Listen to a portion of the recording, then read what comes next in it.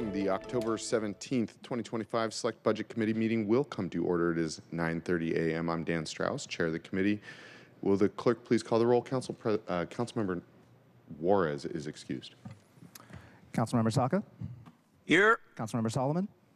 Here. Councilmember Hollingsworth? Councilmember Kettle? Here. Council President Nelson? Present. Councilmember Rink? Present. Councilmember Rivera? And Chair Strauss. Present. That is 6 present. Thank you. We have good morning to this October 17th. It's another day to seize the moment. We have 4 briefings on the agenda for today. That includes an overview and policy considerations of the following departments: the Seattle Police Department, Community Assisted Response and Engagement Department, Seattle Fire Department, and Human Services Department. Before we begin, if there is no objection, the agenda will be adopted. And I see, hearing no objection, the agenda is adopted, and I see Councilmember Rivera is present as well. We'll move right into the first agenda item. It's 9:31 a.m. Will the clerk please read the first item into the record, please?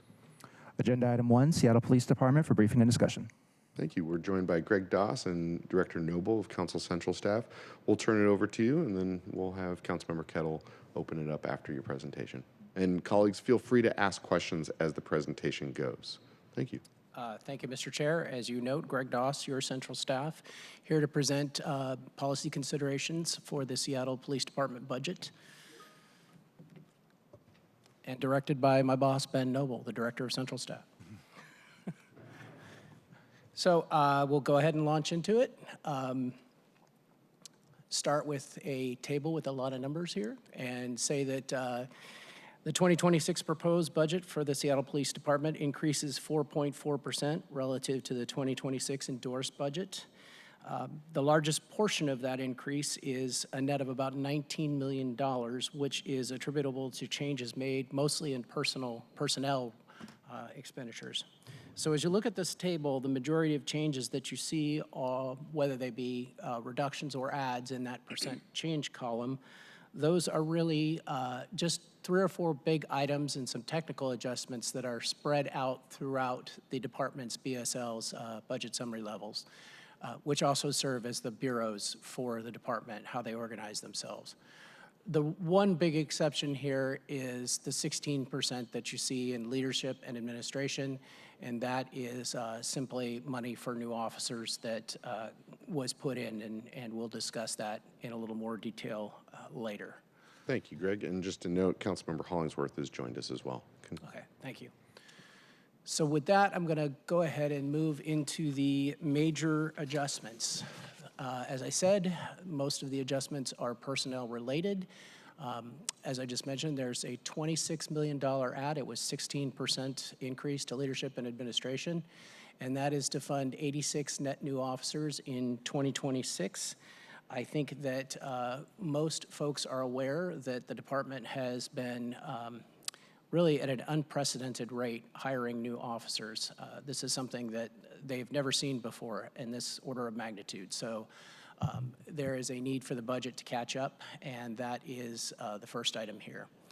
I'm not going to talk too much about these items because I know that you have heard about them both from the executive and from SPD in the Central Budget Office presentation and in SPD's presentation. So if you have any questions, do ask. Overtime budget is reduced by $950,000, and that is to meet a general fund reduction target. We will talk about that more in the issue section. There is a vacancy rate adjustment, and that vacancy rate adjustment at any one time in the department, there's always going to be a certain number of vacancies, positions that are either unfillable, take a long time to fill, and we're going to talk about some of those a little later. But those positions that are fully funded, the department winds up saving salary, not having to spend that salary. And so what is happening here is the Central Budget Office and SPD are determining that there's going to be a certain amount of unspent salary funding because of unfilled positions, and they're making an affirmative cut of $2.8 million to recognize that essentially not all positions need to be funded due to a vacancy rate. And then the last cut is a $395,000 reduction to the temporary term limited budget, which is it's a smaller budget. It's only $500,000, so this is a fairly significant cut. It is a budget that SPD uses for special projects. They have 4 positions that are expiring at the end of this year, and those 4 positions will create some savings here, and it's being reduced. Stop and ask if there's any questions here. Okay. We do have a question from Council President Nelson. I know that there are officers that participate in special task forces with federal task forces. And a while ago, talking to the DEA special agent in charge, he noted that there is one particular officer that participates in a task force and requested that person be assigned permanently. The point is, my question for you is what category are the people in SPD that work on these task forces? Where do they live? Okay, thank you. It is the case that federal, state, and local regional task forces that officers serve on are typically funded with overtime, and that way the city can send officers to these task forces without having to lose capacity for shift or the other work that these officers are doing. So it's primarily the overtime budget that is funding these activities. This particular reduction here of $950,000 will not affect those functions. Those functions are funded primarily through grants and reimbursables from either the federal agencies or from the state agencies. And so it's really more just a financial function of those folks serving on the task forces, getting paid overtime, and then that overtime is reimbursed by the federal government. Okay, thank you. One follow-up in terms of adding someone on a full-time basis to one of those task forces, that is something that the chief could do. Obviously, that would mean that one FTE of a sworn officer would have to move from whatever their regular shift work is into a role like that. Yeah. Thank you, Greg. Okay. Just Council President, any further questions? Floor is still Nope, yours. that's it for now.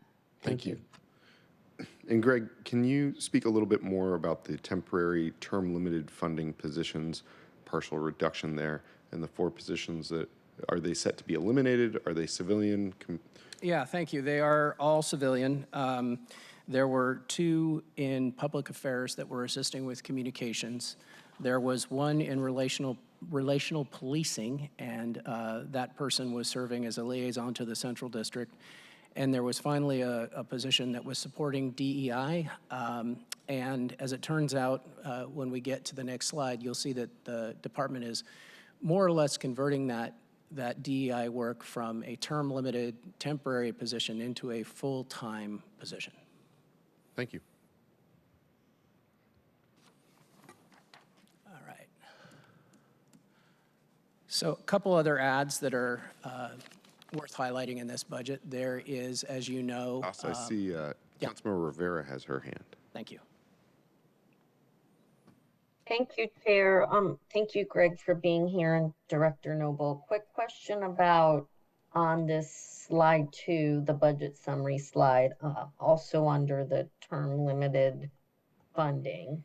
It looks like a position supporting the Before the Badge program is being reduced. How much capacity do we have in that program? But I guess what I'm asking, Greg, is will this program be impacted by the reduction of this temp person? The department says that it will not.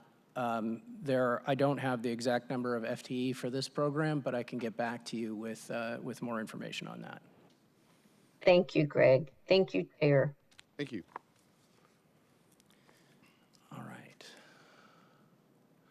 So moving into some other ads, highlight that there are equipment ads. You all passed a bill recently that authorized expansion of CCTV and the RTCC, the crime, active crime center. And pursuant to that, there are ads in the budget for cameras. And you can see there the first bullet is $435,000 added for cameras in the Capitol Hill Nightlife District. And then the second one, there's $350,000 added for CCTV in the Stadium District. One thing to note here is that there's also an appropriation in the 2025 year-end supplemental for these cameras, the Stadium District. And so that total cost is more like $535,000. There's a couple $100,000 appropriation there. These costs are, for the Stadium District cameras, are primarily borne by the payroll expense tax.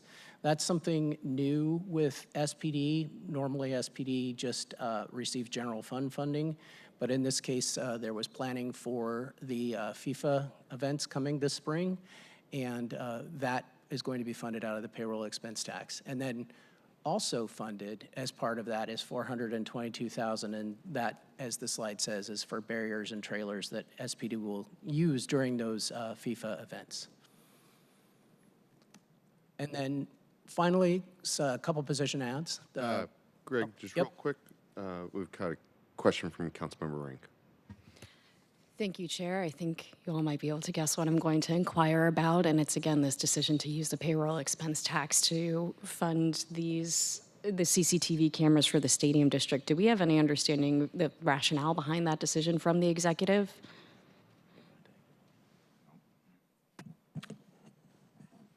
I think that FIFA in general was, there was a decision made on the executive side that all ads related to that were going to be payroll expense tax ads. I can't speak to the reason why that particular revenue source or fund would be chosen. I can say that SPD and the executive are considering the stadium cameras to be part of that overall event, and so they're choosing to fund them here. But that's about as much as I can say right now. I'd have to get back with you with more info. Thank you for that, Greg. A couple thoughts on that. Economic development is one of the things that is one of the authorized uses, if you will, or of PET, so you could make a connection there. The other, this is sort of, is at some level it's academic, because there is also the opportunity to transfer PET to the general fund, so we could call this general fund or we could call it PET at some level. We'll ask the executive what the rationale is, but once you peel the onion, it doesn't much matter. Sorry, but it's true. Thank you both. Thank you, Director. Colleagues, I think I would just state my displeasure seeing that this particular item is funded with the payroll expense tax jumpstart, given the underlying intent of what Jumpstart was supposed to be and what it was supposed to fund, particularly affordable housing, equitable development, our Green New Deal initiatives. So I'm concerned about this, and I will just leave it there for right now. Thank you, Chair. Thank you. Back to you, Mr. Doss. All right, so a couple position ads. There's $580,000 for 2 public disclosure officers. In 2024, SPD received over 17,000 public disclosure requests. That is more than all other departments combined in the city. So this is a growing industry, so to speak, for SPD. And it seems like every budget the city winds up adding public disclosure officers. And so that's what you're seeing here. And then, of course, as I mentioned before, there is a diversity, equity, and inclusion officer that is added. That is making permanent functions that had been served over that temporary term limited position.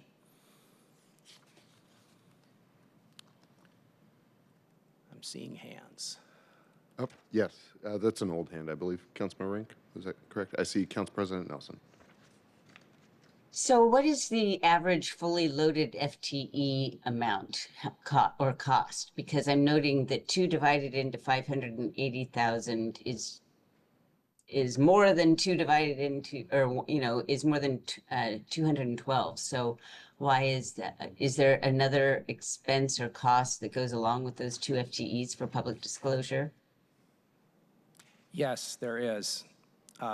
and I am not remembering what it is right Paper? now. Just kidding.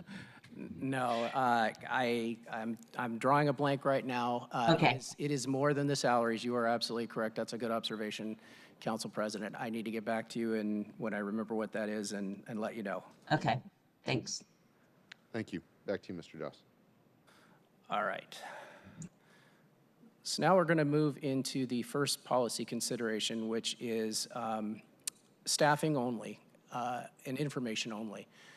We're going to talk a bit about the unprecedented hiring that SPD has seen and how that will affect their overall patrol and sworn staffing, and how it'll affect the financial obligations that the department will have in the future. So start out with this slide. It shows basically that there have been an enormous number of new hires, going historically from somewhere between 60 and 80 per year up to 169 projected in 2025. That is something that, again, I keep saying unprecedented, that the department is very, very happy to see happening, and new officers are coming into the sworn ranks at levels that they've not seen. So very good news there. I'll also mention that my issue paper, if you want to check out the appendixes, you'll see that attachment 2 has information about how those sworn officers are distributed both throughout the agency, officers that are distributed to functions like specialty units like harbor patrol or criminal investigations. And there's also an appendix that talks or shows how officers are distributed through patrol ranks, how many are assigned to each precinct. So that information is available if you want it. I would say that every year SPD submits a staffing plan that identifies these hiring and separations that you see in this chart. It is the case that because we're in new territory, we've never seen hiring like this. It's very difficult for them to project what it's going to look like going forward. So for the most part, the blue areas on the table, the projections and planned parts, are straight lines, taking what we've seen in the last 5 or 6 months and projecting it forward. Before I take questions, I want to jump to this next slide, which is related. And this shows how ads would work through the system. Staffing ads, recruits would work through the system into becoming fully sworn officers, and what would happen if we continued to hire at this pace. And if SPD continues to hire at this pace, officers will come into the system as fully trained officers after about a year. I think the council is familiar with the lag because of training and the academy. And then when they are fully trained, they will be represented in that blue line. And then the green line is the deployable officers. That is the number of folks that we can put out on the street. It subtracts folks that are out on long-term leave or military leave or other reasons for being away from service. And so as you can see, with the ads of 169 officers, or roughly 86 or 87 net new ads each year, if the department is able to sustain that increase from 26 to 2028, it is the case that they will reach historic levels. They will reach the historic staffing levels that SPD saw back in 2017 or 2018. And so I know that that's a question that council has asked the department, asked the chief during the last presentation. When would we be back? And I think the answer is 2028 at this current rate.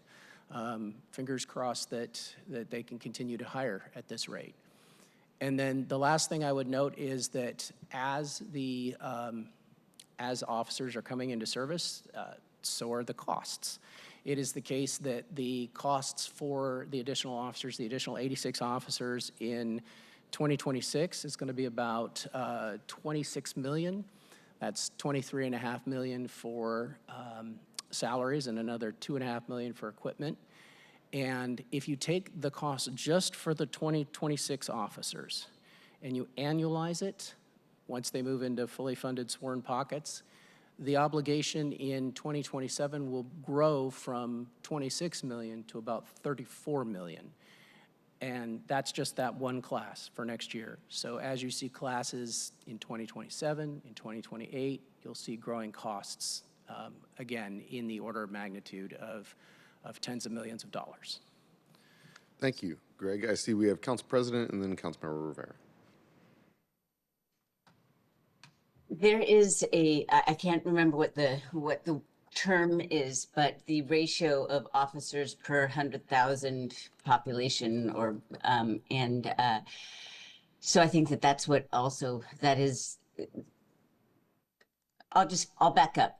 The city has grown since 2017, so we do have to take population growth into account when we're thinking about the needs of SPD and the number of people that should be in each precinct on shift at any given time. So do you know what ratio they are using as an ideal?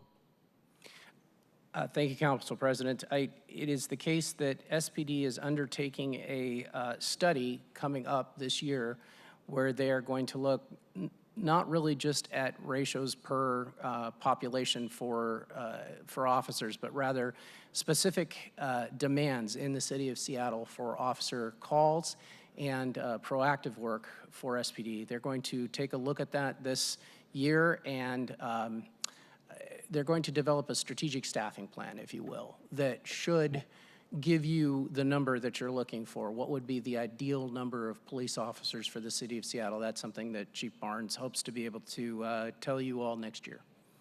Right. Yeah, because clearly the fentanyl epidemic has had an impact on the needs across the city. So it's not just population which drives staffing needs. Thanks. Thank you, Councilmember Rivera, and then Councilmember Rink. Thank you, Chair. And Greg, just following up on Council President's comments, actually, when we were at the height of our staffing levels in 17 and 18, how are we doing in terms of addressing public safety across the city? Many of us were not actually, as you know, on council, but I'm not sure anyone was on council then who's currently on council, and want to make sure that we also understand pre-pandemic how we were doing in terms of addressing public safety would be helpful. And also, what happens, Greg, next year if we see staffing levels higher than anticipated? Meaning, I see your graph here. This is really helpful. Thank you. And what happened? Because this year we saw we didn't think we'd get this many officers this year. So what happens if the increase is actually more than we are planning for, in this graph here? I can take that one again. Well, first, I'd probably say that I believe, at least what I'm hearing from SPD, is that they are hiring at the absolute fastest capacity that they can. Notable is that the process is still very long and complicated. The backgrounding alone can take a month or two to get an officer through. So it's the case that they are pushing through as much as they can, but they're going to be somewhat limited by the capacity that they have to hire, background, interview candidates. I think they're at that capacity, so probably you're not going to see an increase beyond where they're at, but that's something that I'd have to get more info from the department to provide some context. And then Director Noble probably wants to talk about the financial piece. Yeah, no, at the highest level, I mean, there are two ways we can end up with more officers than we're planning, either because we hire more or because there's less attrition. So even if the hiring is at capacity, there's at least a possibility that there'll be lower attrition. And then, as this year, the city faces a choice to either provide SPD the funding to support those additional hires, and in fact, there is a supplemental request for SPD, in part because hiring this year outpaced expectations. So either you got to fund the positions, or you got to make a conscious decision to slow down hiring. Those are just it's just the math, if you will, and that decisions about whether or not to continue hiring are those of the executive. And then one last thing, coming back to the first part of your question, council member, how will you know that there is improved service? One measure that you all look at and everyone looks at quite often is 911 response times. And I've included in your packet, in my staff report, the historical 911 response times. And you can see that for priority one calls, if you look back to 2018, the median time for 911 call response at that time was about 6.34 minutes. And now, in July 2025, we're up to 7 minutes. And so this is one of a few different kinds of metrics that you could watch to see how SPD returns to better service when they get more officers.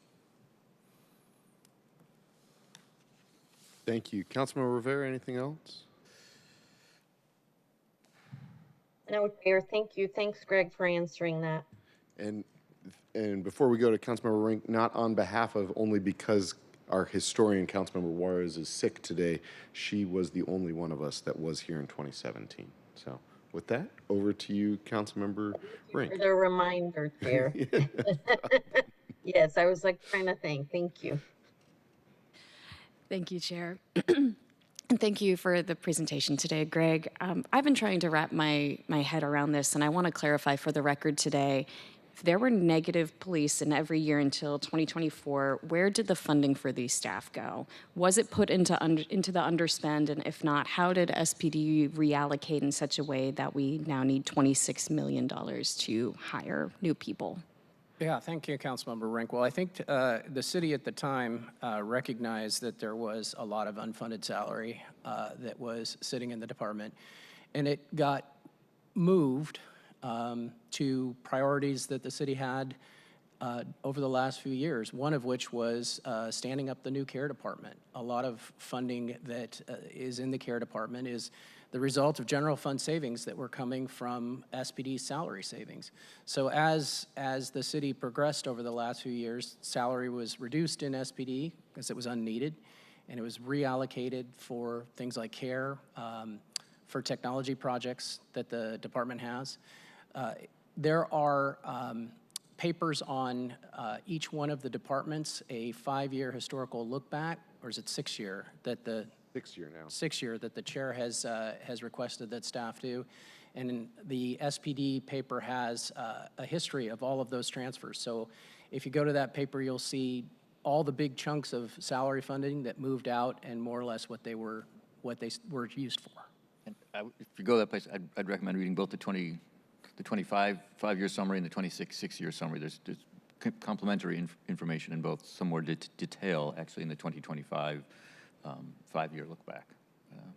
The other thing that happened within those years is that there was salary money shifted to overtime. So that as SPD, as the officer count went down, there was an increasing use of overtime, and so some of that money was just redirected that way. But as Greg describes, not all of it. It's good to have a partner up here. That is absolutely the case. A lot of it, as you're going to see in a minute, was redirected for overtime. So thank you, Director Noble. Thank you both. That's all, Chair. Thank you. Thank you. Back to you, Greg. All right, so let's talk about overtime. As we just discussed, it's been on the rise. You can see that the history of overtime here in this chart shows that in 2018, there was about 350,000 hours used of overtime. And I should say the reason that these charts show hours instead of dollars is because as the collective bargaining agreements for the unions are authorized by you all, the salary dollars go up. So it's most comparable when I show hours from year to year. And so you can see that there were about 350,000 hours used in 2019, and that as the staffing shortage occurred in 2021, 22, 23, grew to be about 500,000 hours per year. And so it's clear that the department has been increasingly relying on overtime to pay for things like emphasis patrols or backfill for sick call-outs or patrol augmentation. That's what's going on here. And the two things I wanted to point out to you, the reason that this is an issue, an information-only issue, is that, as I mentioned earlier, there is a $950,000 cut to the overtime budget. SPD has indicated that that cut was made because after examining their equipment budget and their discretionary budgets for use in other areas, they came to the conclusion that they didn't have many other cut opportunities. So they put forward this $950,000 overtime cut. That said, as you can see in this chart, if historic spending stays at the $500,000 or 500,000 hours per year level, the 450,000 hours that are funded in the 2026 budget is going to be insufficient to cover the expenses. It is the case that not all of that gap is a result of the reduction that SPD made. That reduction was about, as I said, 950,000. The overall gap in overtime hours between what we might expect to see and what's funded is about 5.5 million. And so this issue is really just information only, letting you know that as the department and as the executive are managing their budget next year and managing the way they use officers and overtime, they're going to be attempting to reach a lower expenditure threshold. If they are successful, great. If they're not, then they will probably be coming to you in the mid-year with a supplemental request that could be 5.5 million or higher. Thank you. Council President?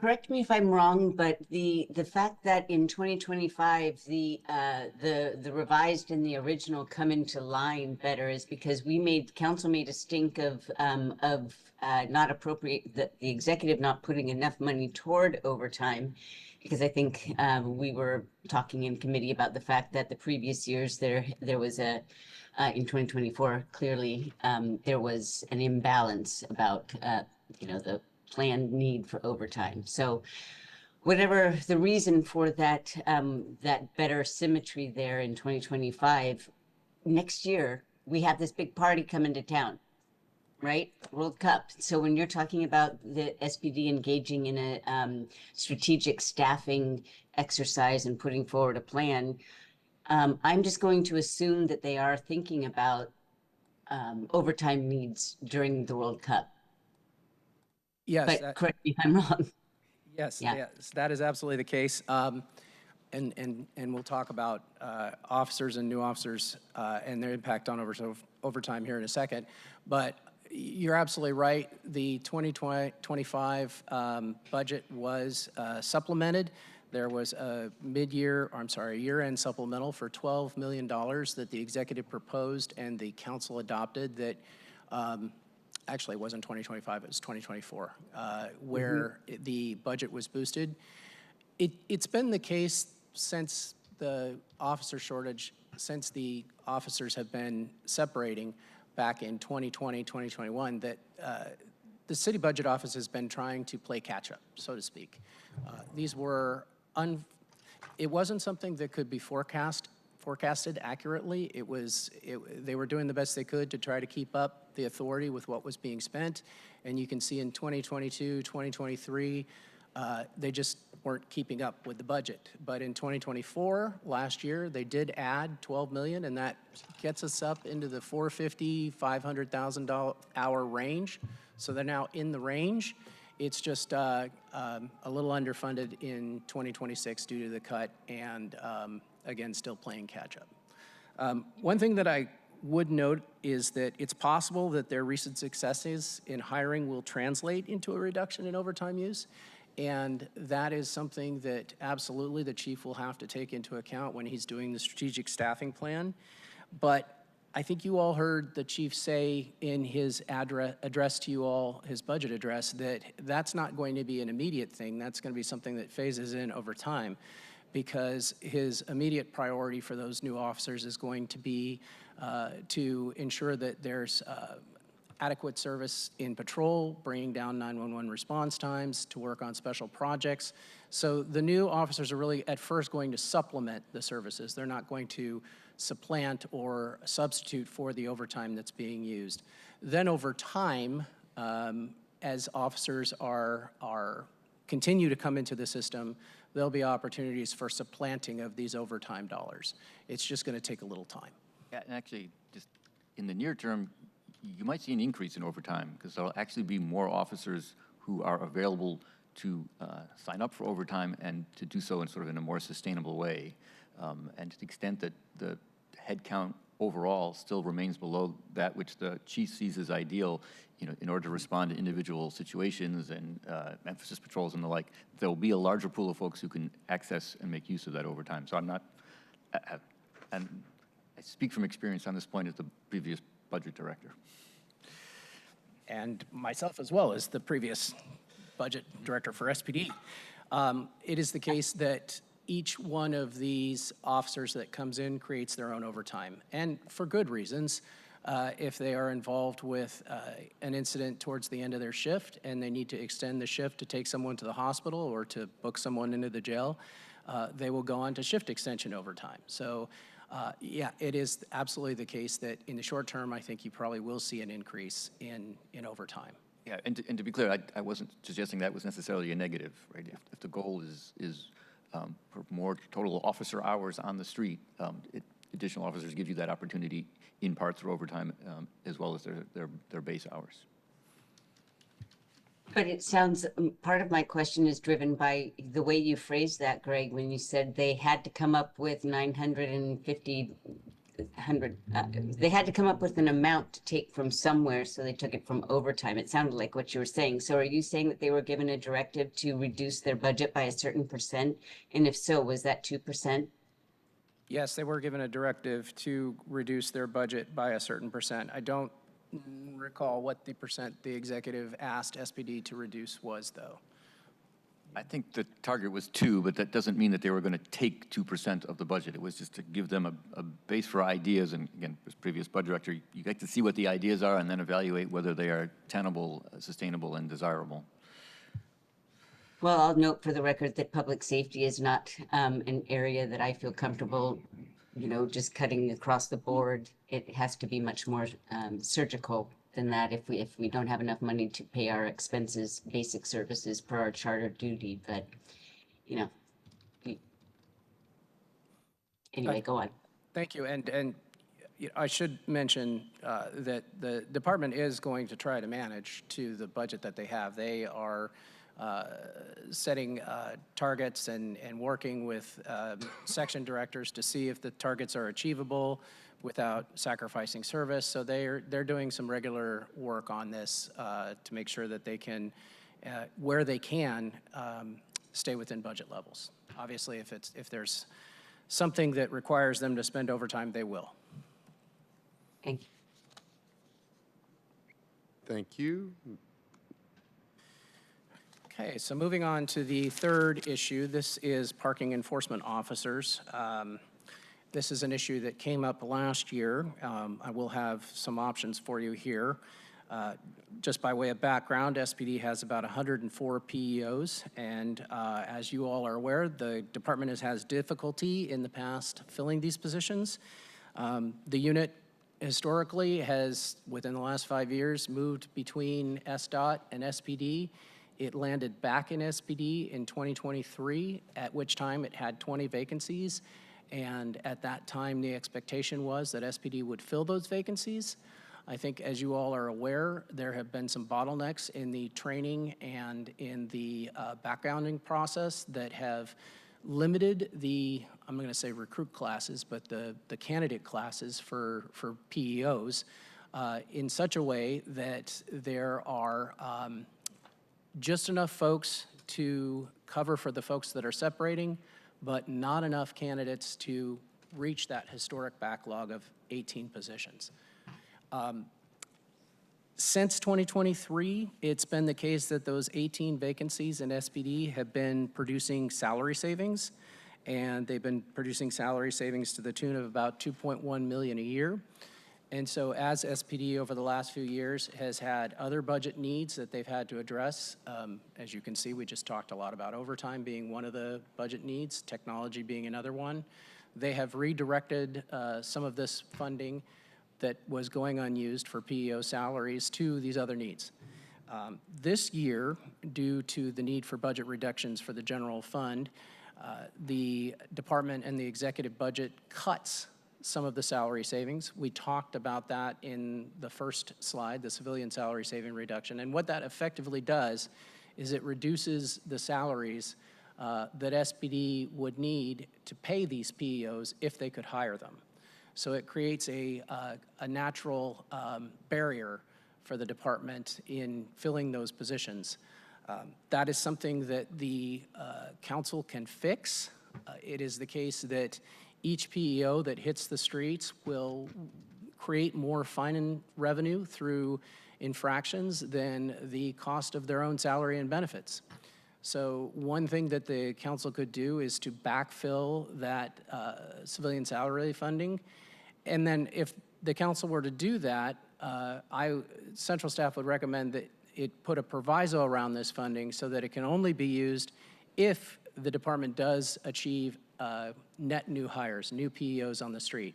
That way, we would know that those PEOs are creating fine revenue that would essentially backfill or support the additional appropriation authority. So that is a budget change that could facilitate hiring of PEOs.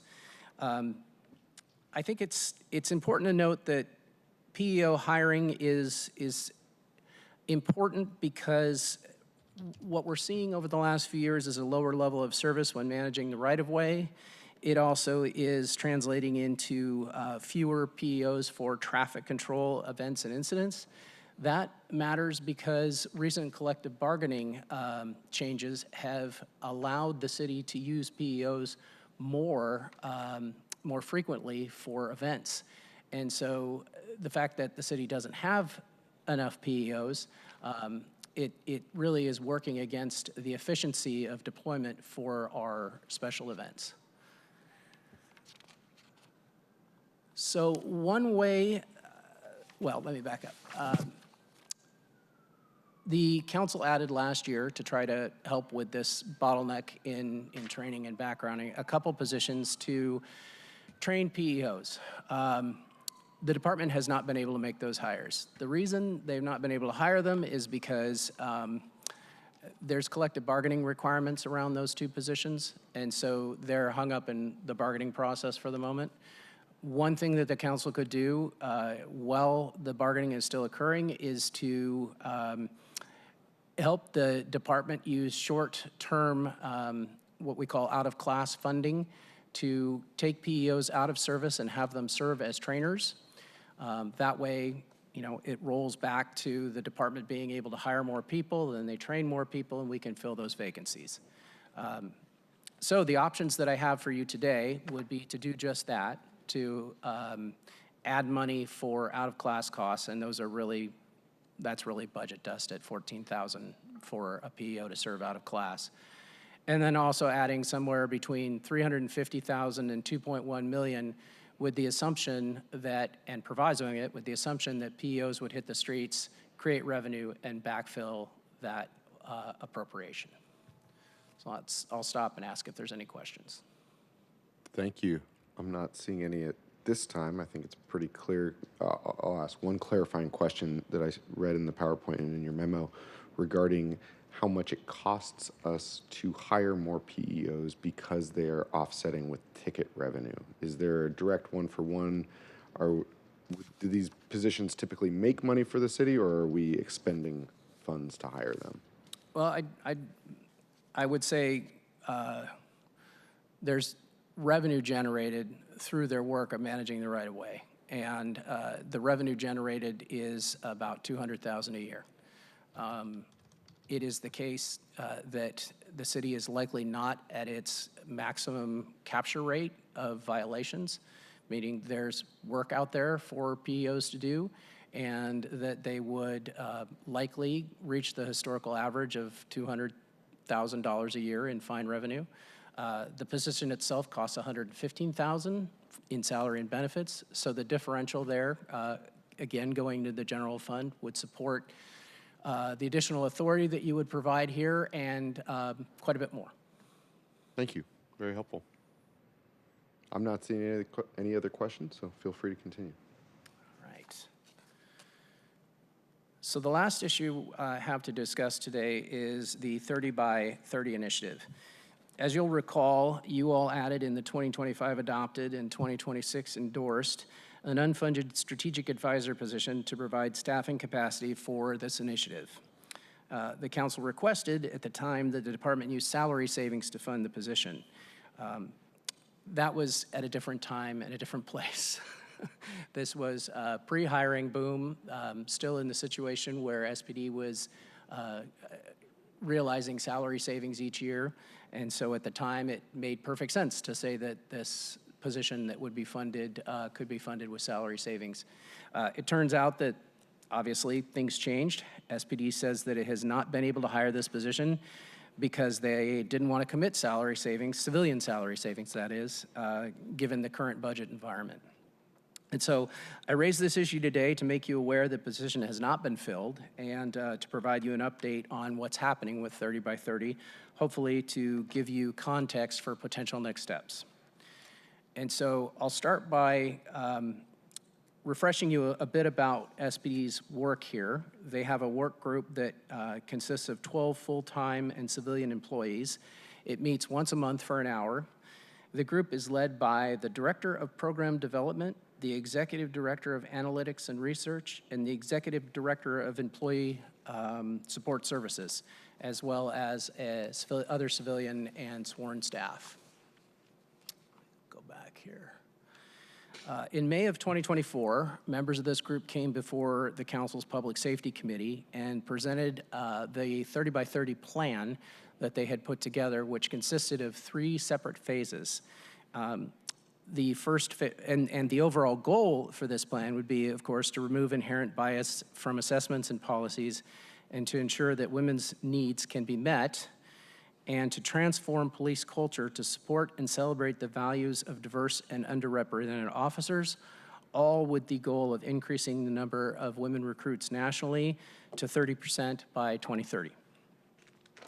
At the May committee meeting of last year, members of the work group told the committee that they had already achieved, essentially completed phase 1 and phase 2 of their plan. Phase 1 was to do some immediate changes, to make some immediate changes that were recommended by the National 30 by 30 group. And as you can see on this slide here, providing sanitary space, private space for mothers, for nursing, appropriate uniforms specifically designed for women. That's something that the department did right away, either in late 2023 or early 2024.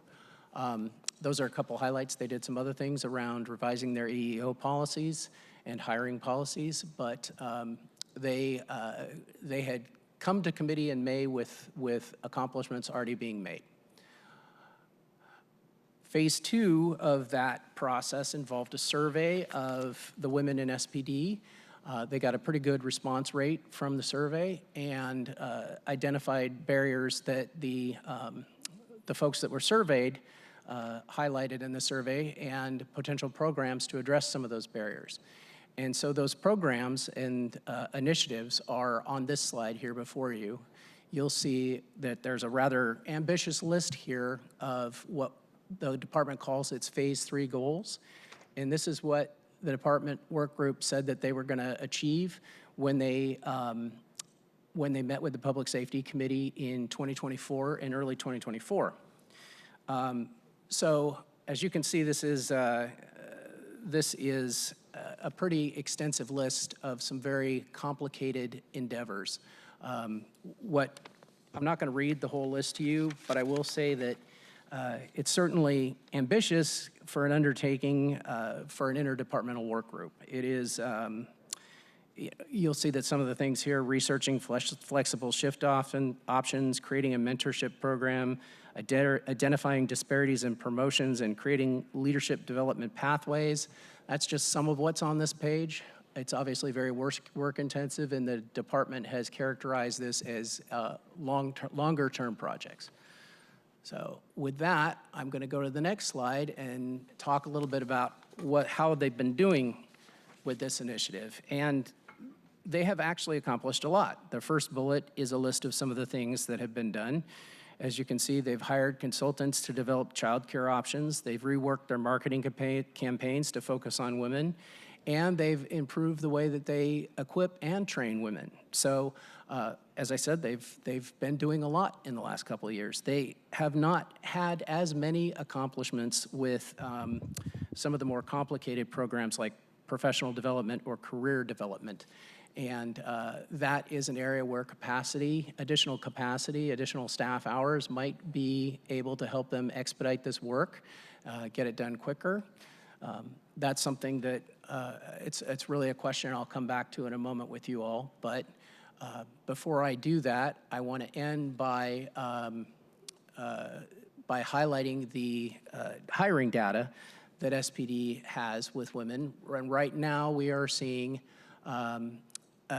roughly 9.6% of the hires that are coming into SPD are women. That is below the national average of 20% of women that are hired into police agencies. For a little bit of context, though, it was in the 2025 quarterly staffing update that I had told the council that SPD made commitments to take specific action steps to try to increase hiring of women. One of those is to have the chief and Chief Underwood, Deputy Chief Underwood, look at applications for women that have been disqualified, give them a second look, I believe is what the chief said. So those actions would not be reflected yet. You wouldn't see outcomes as early as now when you're seeing the April to June data. You're more likely to see SPD's specific action steps hopefully taking shape and reflected in the data in the next quarterly cycle. So I think that's important to note. Then the last thing I'll note here is that the department has always said that as the number of qualified female applicants increases, it'll be better positioned to hire more women. The good news is that it is the case that the absolute number of women hires is increasing. And if you look at the PSCSC data on women hires that is in one of your appendix on my staff report, you'll see that with a straight line projection, it's possible that they could reach 600 qualified women applicants this year. Qualified woman applicant is one who has been through the PSCSC review and is qualified to sit for the police exam. So the good news is in absolute numbers, there are going to be more women applying. It is the case that it's still going to remain roughly 15% of total applicants when you look at the ratio of men to women. So I'll stop now and ask if there's any questions before I move on to the options slide. I'm seeing no questions at this time, Greg, if you want to continue on to our options. Okay. So move to the option slide. As I said, it's possible that SPD could benefit from more capacity to support the 30 by 30 work group. One option would be to add $224,000 to fund the strategic advisor, that the position that was added last year to make sure that the department had funding for it. Another option would be to proviso their existing authority to pay for this position. I think as you all have seen throughout my presentation, the pressures on their budget around overtime and in other areas are real. And if the council wanted to ensure that there's money for this position, adding money would be, of course, the most solid way to do so. And then option C is obviously some combination of both, so that the money is added and then it's also restricted only for that use.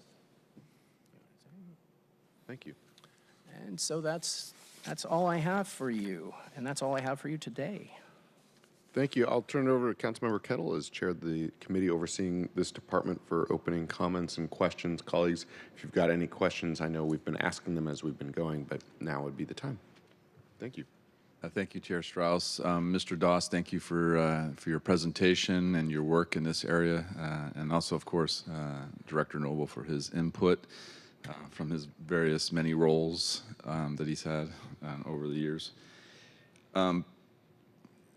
Obviously, as chair, I've been working these direct and the committee work and so forth. So a lot of this is, items that we've been working over the year. And I just wanted to start off with the leadership and administration point. You're talking about swearing in of new officers on page 4. And, everybody's surprised, but they shouldn't be. Chief, others were talking like, maybe 200 for 25. I was thinking 175. We're at 169 projected right now. Who knows? Maybe we can get there. But it shouldn't be a surprise because we have a plan. We've executed on that plan. Obviously, a big piece was the interim labor agreement. That was huge. But I would submit that the strategic framework plan, which centers on, with one pillar, on SPD staffing, from things that have happened before this term of the council, like with council president's work on incentives. But when you combine all these pieces on recruiting, on incentives retention, recruiting retention, and to be frank, the leadership of our colleagues, going to the precincts and talking to the officers, it makes a difference, and that word gets out. And so it shouldn't really be a surprise. You can go back and forth a little bit on the numbers, but purposely, starting at this term of the council, we had a mission, vision, and plan to really address this major issue that was, undercutting our ability to create a safe city. And I would add, and again, thank you, colleagues, for your work on this in terms of engaging with the officers. I know you all do it. I do it on the street. I was walking down an alley in Belltown, and I ran into a squad car talking to 2 officers, and they were saying, hey, what they're doing, in terms of, the challenges that Belltown was facing. You mentioned 911 response times, but I would also say, like talking to the West Precinct captain, in terms of improved service, and improved service means bringing on the second bike team for Belltown, which is really important for, tackling the drug market, which is then, cascading into many other areas in terms of the public safety challenges we're facing on the street. So those are really some big pieces in here. And yes, my intention is to continue this work and to continue, to create conditions where these new hire numbers continue as projected. Tied to this is your point about overtime. Colleagues, it is true, as mentioned, that we're going to be in a transition period, but this is going to be something for the committee to work over the course of the year, particularly in the back half of the year, in terms of overtime, and really diving in and understanding it as we go from quarter to quarter, and seeing how these pieces are transitioning as we work, particularly after the FIFA World Cup, how these things are working. And so that's my commitment to you, is to work the OT, the overtime piece, so that it is very complicated, and it's even more complicated with the different aspects of the labor agreement, the categories and the like. And then, as mentioned, the public parking enforcement officer angled there as well. So thank you for that. So that's my commitment to for the committee, for my colleagues, is the overtime piece. I recognize. I just wanted to also note, because it came up as a comment, that I have been very clear in my support for the Before the Badge program to Chief Barnes, Chief Rohr, Chief Diaz.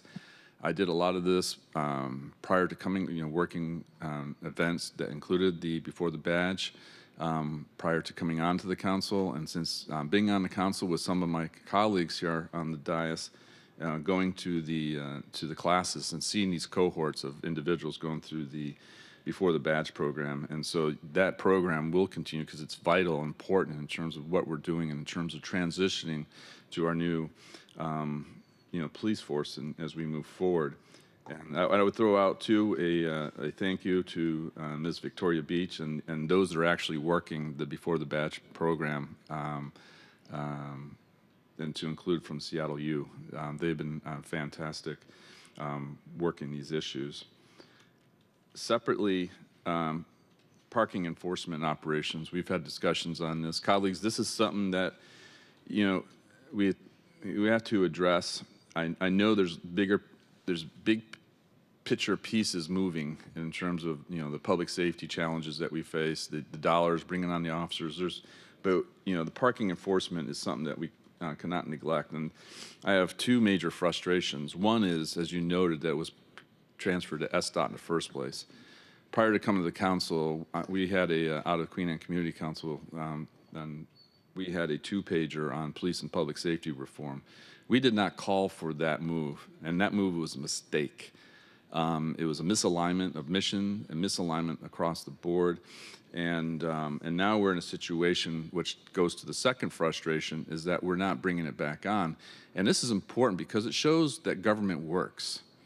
You know, if we're going to have a situation where you go through a neighborhood and, you know, countless cars don't have updated tabs because they know they're not going to get caught, basically, or they're going to do X, Y, and Z in terms of parking because they know they can get away with it, that creates issues that cascades to other areas. But it also has this idea that government's not working. You know, we need to take care of the little things as well. And this goes to leadership, and I think, you know, we can work on it, you know, working on some of the ideas that Mr. Doss presented to us, you know, during the course of this briefing. I should note, I believe the DEIA is set. I know there's been some questions, but I do believe the DEIA piece of this is going to be set.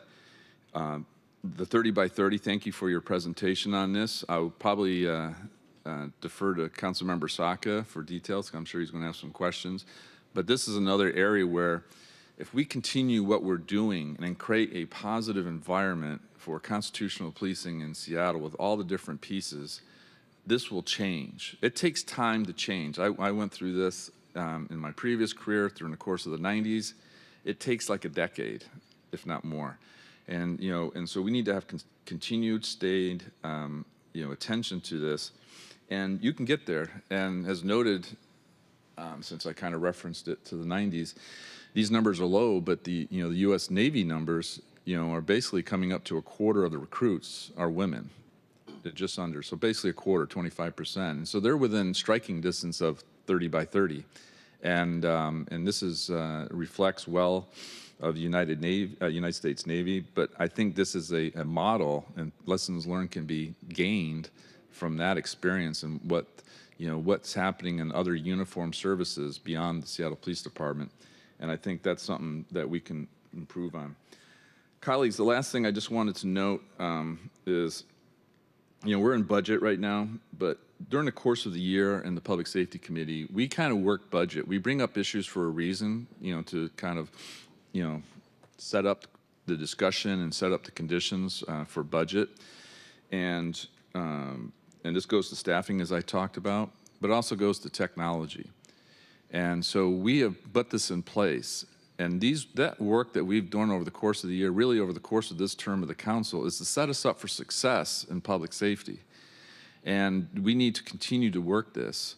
And we've made the decisions on these points through all these various votes that we've taken over the course of basically 22 months almost.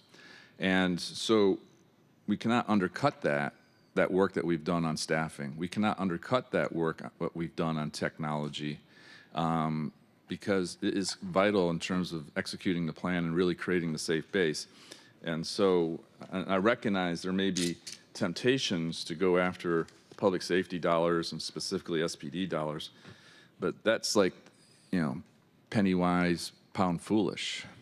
And we need to be smart in terms of moving forward on the issues that we're facing and really see through the work that we've done over the last 2 years. Chair, thank you very much. And again, thank you, Director Noble and Mr. Doss. Thank you, Councilmember Kettle. I have in queue Councilmember Solomon, Councilmember Rivera, Councilmember Hollingsworth, and Councilmember Saka. Councilmember Solomon, welcome. Good morning. Thank you very much, Chair. Gentlemen, thank you for your presentation. I'm just going to jump right into it. There are, when we look at what you have shared in terms of the numbers and the buckets and where the different buckets are, one of the things I'm not seeing is where the civilian staff are playing a role here. And specifically, what I'm thinking of is the Asian community liaison position that's been vacant for a year. Is that going to be refilled or not? The East African community liaison, is that going to be refilled or not? The CID liaison, will that be reallocated? What's happening with Safe Place now that Sergeant Correo is up north? Do we still have an LGBTQIA liaison? Do we still have a Safe Place coordinator? Is Dorian still doing it? This is a program that started in Seattle, and I would hate to see it stop because we had one personnel move. Um, I've got other questions that you and I have talked about, Greg, regarding um, the grant-funded positions. Given that um, really not trying to rely on the feds for anything. What's the plan to backfill those current positions if the federal funding gets pulled out? Um, and you know, and the other thing I have to ask about is, um, my understanding that there is a budget item for investing in safe growth, which is basically contracting with this organization to do community capacity building to improve quality of life and safety issues in neighborhoods. And as I pointed out when we talked to you, that's what your existing crime prevention coordinators are already doing. So why would the department invest in an outside entity to come in and do training that is already being done by our existing assets? And I know I threw a lot at you in a very short amount of time, but what you got? Mr.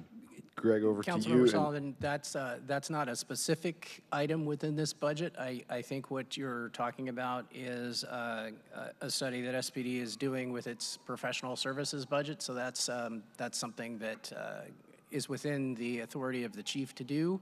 I can't answer that question. He's better positioned to answer why they're doing that survey. Okay. But can you speak to the existing civilian positions that are doing that community engagement work? Like I said, the East African liaison, the Asian liaison positions, are those specified anywhere in the budget that you know of, or or am I getting too granular for this discussion? No, I mean, I think at a high level, what I can tell you is that none of the positions that you talked about, there aren't any cuts to the positions. It is the case that the $2.8 million vacancy reduction for civilian salaries that the department is taking will create somewhat of a disincentive for them to hire civilian positions. They're going to need to achieve that cut by leaving some positions vacant. It's really a matter of whether or not the chief prioritizes the positions you're talking about above others to reach that cut. And again, he's better positioned to answer those questions. Okay. Yeah, like I said, the questions I have really do get down to that granular level, and I appreciate you saying that it's probably a discussion that better had with the chief. Again, I just wanted to flag for our folks that there is a body of work that's being done right now that I don't think has been properly recognized. From my personal experience, when we had the events of 2020 with the murder of George Floyd and the need to have more of our specialty units basically disbanded to be put on 911 response. So we saw a reduction or elimination, quite frankly, of precinct burglary theft units and then being rolled into one general investigation unit. We saw the elimination of our community police teams, which did a lot of long-term ongoing work to address neighborhood concerns, and they weren't necessarily tied to 911 calls. And they were doing a lot of the interagency coordinations to impact those quality of life issues in neighborhoods that were extremely helpful for the community. And while those units went away, the need for the work did not. And a lot of that work was picked up by the civilian crime prevention coordinators. And I just wanted to call that out because when the department's priorities, when they list crime prevention as a primary as the primary one, I would hope the budget will reflect that commitment to crime prevention by supporting the folks who are already doing that work. So um, just wanted to say that and just wanted to leave it there. And for the other questions I have, I'll reach out to the chief's office and see if I can get some clarity. Thank you very much. Thank you, Councilmember Solomon. Councilmember Rivera, followed by Hollingsworth and Councilmember Saka. Thank you, Chair. Thank you, Greg, for the update on the 30 by 30 initiative. I admit I'm glad to see some things have been done, and I'm a little disappointed that we're not further along on this effort. And then I appreciate that you're saying applicants has more than doubled, but yet there's still 15% of all candidates, which is a very low number. So there's definitely a lot that we need to do in this space. And can you tell me a little bit about what that SA3 position was doing? I know they were supposed to be overseeing this work, but what does that mean? And what are we losing by not having that person? Because how is some of this other stuff? I mean, to me, there's some low-hanging fruit here. And who's going to be following up on this if that position's not there?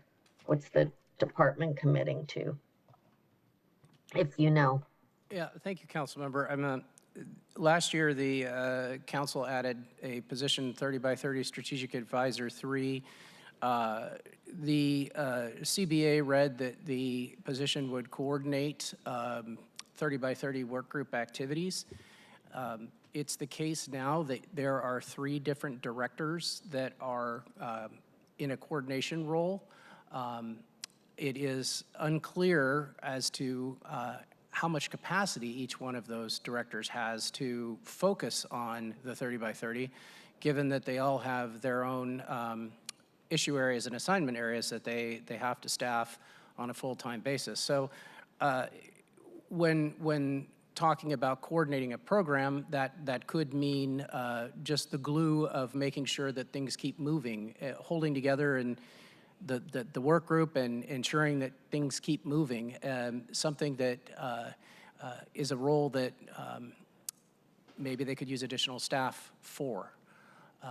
But in terms of defining that position and its specific duties, ultimately, I think that comes down to the chief and the work group to figure out how to use that resource. Council can put it there, and they can figure out how best to deploy it.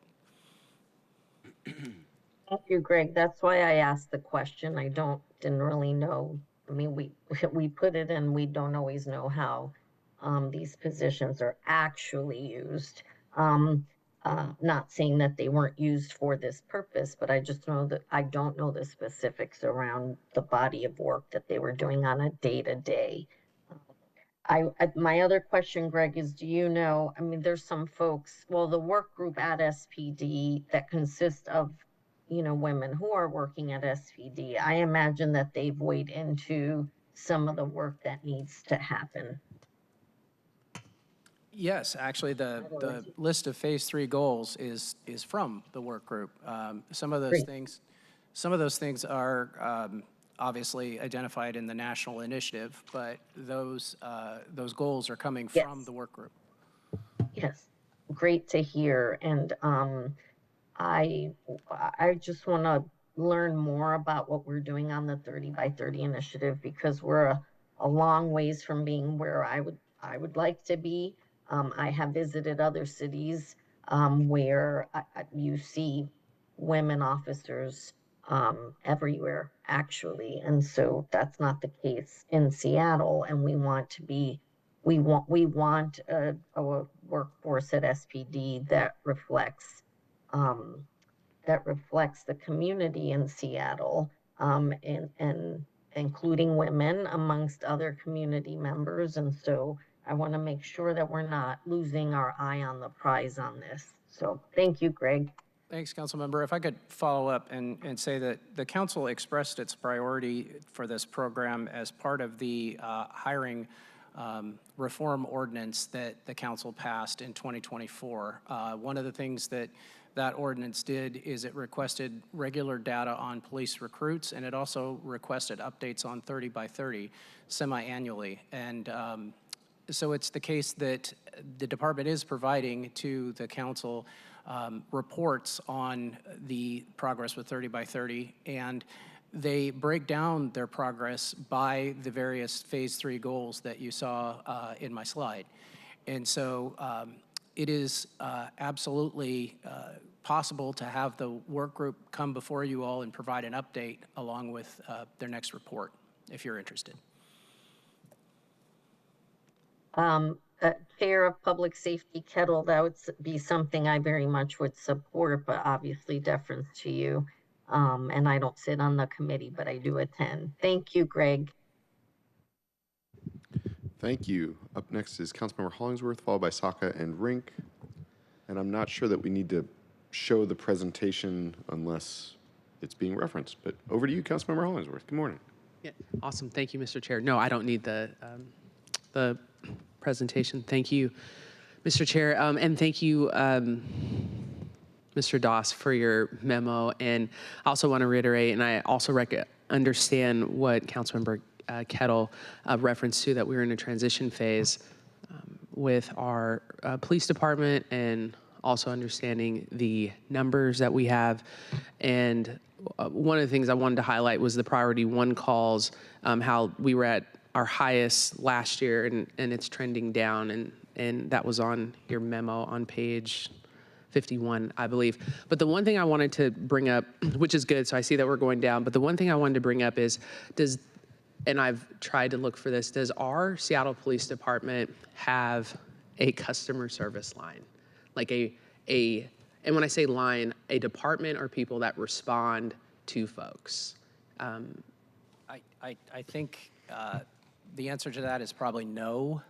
There is a non-emergency line for reporting emergency, not 911 level emergencies, but issues that can be addressed by SPD. I don't know that that really fits what you're looking for, though. No. Yes, thank you. And my question then leading into this is there room potentially, because I see that there's added policy suggestions regarding our parking enforcement and also the 30 for 30. But I think oftentimes there are folks that are really frustrated with just a response from folks. And I know personally we have become the response for different departments with lack of responding. And I would totally love to see SPD have some type of customer service / responsive line that can maybe follow up with people on cases, could be able to tell them where things are, how to navigate the system, just a response. And I think that is much needed while we are in this transition phase, as Councilmember Kettle has alluded to, because that is the frustration that I share, that people share as well. And so that's what we're going to be looking into with the budget process is there room for that, and what would that potentially look like, and that response from people? Because as we are adding officers and we're adding folks, I know that transition takes a little bit, but people still don't feel that we've added officers. They don't feel that impact yet, but when they get a response from someone, then they feel like stuff is moving. So I just wanted to throw that out there. I knew the answers to the question. Thank you, Mr. Doss, for clarifying that. Thank you. Anything further, Councilmember Hollingsworth? Or That is it. Thank you, Mr. Chair. Almost called you Councilmember Doss. Here we go. Good morning. We've got Councilmember Saka, followed by Councilmember Rink. Councilmember Saka. Thank you, Mr. Chair, and thank you, Greg, for your excellent work on this presentation today, and Director Noble as well. Much appreciated.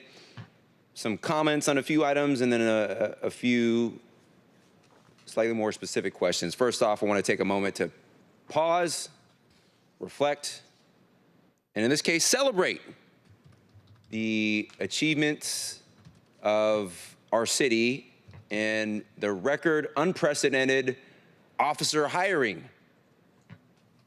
The current pace of officer hiring is through the roof. It's excellent news. I know there's some conversations around what this quote unquote slate of council members committed to doing about budget and reforms and audits. But one thing that I think this slate was elected to do, I know at least me, was to improve public safety and to specifically hire more officers. Greatly on track by the data.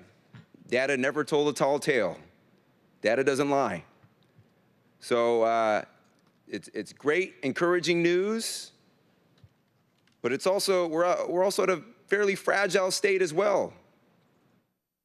We need to continue this momentum and this sustained effort over time. Things are delicate. So we need to continue investing. And to that end, I would echo the sentiment expressed by a few of my colleagues that as we look for opportunities to drive efficiencies and make sure we get more return on investment, I think public safety spending, which is our highest charter responsibility, should not be cut across the board for all departments. All right, I want to talk a little bit about 30 by 30 and appreciate Public Safety Committee Chairman Kettle for mentioning I'm basically the 30 by 30 guy. I've been anointed a 30 by 30 guy, I suppose. But the referenced council ordinance by Mr. Doss that includes those stringent reporting requirements, that was my amendment. And last year, during the budget, I co-sponsored along with former Councilmember Moore and former council members Moore and I think Morales actually, we passed a budget action that I sponsored for SPD to hire a strategic advisor position to support the 30 by 30 program, which we now know it was unfunded due to the hiring freeze and potentially other factors.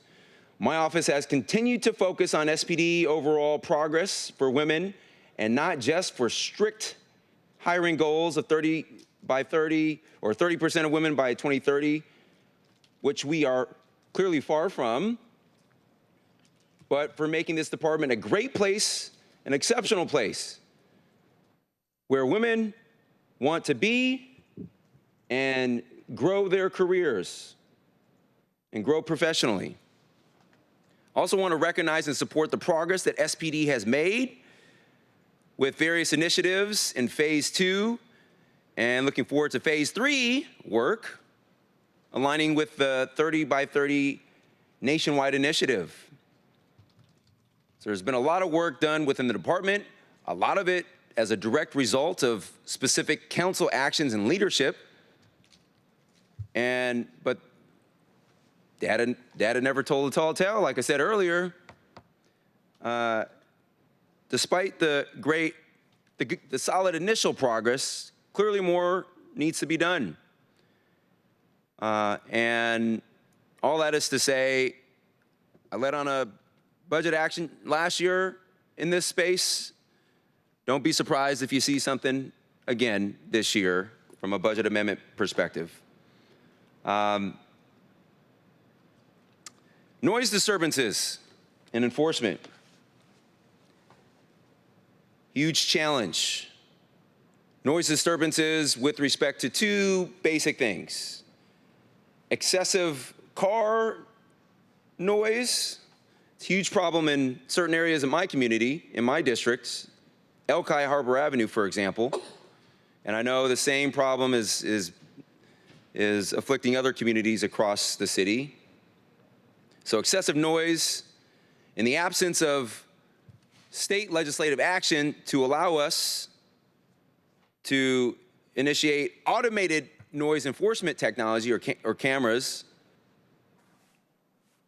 we're left to manual enforcement of noise. There is equipment that exists today, but it's not being prioritized, which, given the greater scope of challenges, makes some sense, which is why, colleagues, as you know, all 9 of us and the mayor signed the letter to add automated noise enforcement technology to our state legislative agenda. Hope to pick that up again next year. Then the second piece of the noise enforcement is excessive noise in our rights-of-way. I know there's conversations pending about possible legislative updates, but the fact of the matter remains today, irrespective of whether there's future legislation passed. Today, we have existing noise requirements and laws on the books enshrined in the city code that govern noise and excessive noise. And when my office has reached out to SPD, or I understand that SDOT has an enforcement role in noise, particularly in the rights-of-way. Think of stadiums, street preachers. There's noise ordinances on the books today. When my office has reached out to SDOT or SPD, and I think FAS might have a role in that of some sort. There seems to be constant finger pointing. Who's on first? No one knows. So I also intend to take some budget action on that to get more clarity. What is our current enforcement approach, strategy, plan? Who's responsible for what? How do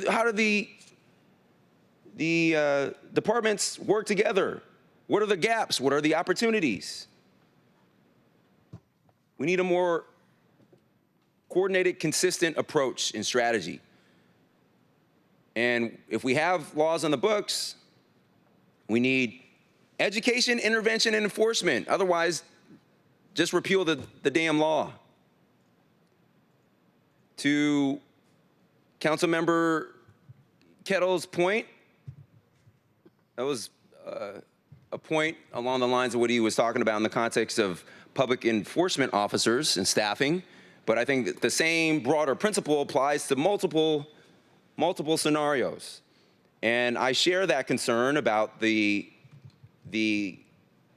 significant lack of PEOs, parking enforcement officer positions. It's proved to be a huge problem, not just for the sheer volume or lack thereof of PEOs, but it's just a problem across our city. And I don't want people coming to the city of Seattle. I mentioned this, a while back in a couple different contexts, but it's really true across the board. Seattle is not a safe space to come do your dirt. It's not a safe space to come park and flout our parking laws. It shouldn't be a safe space to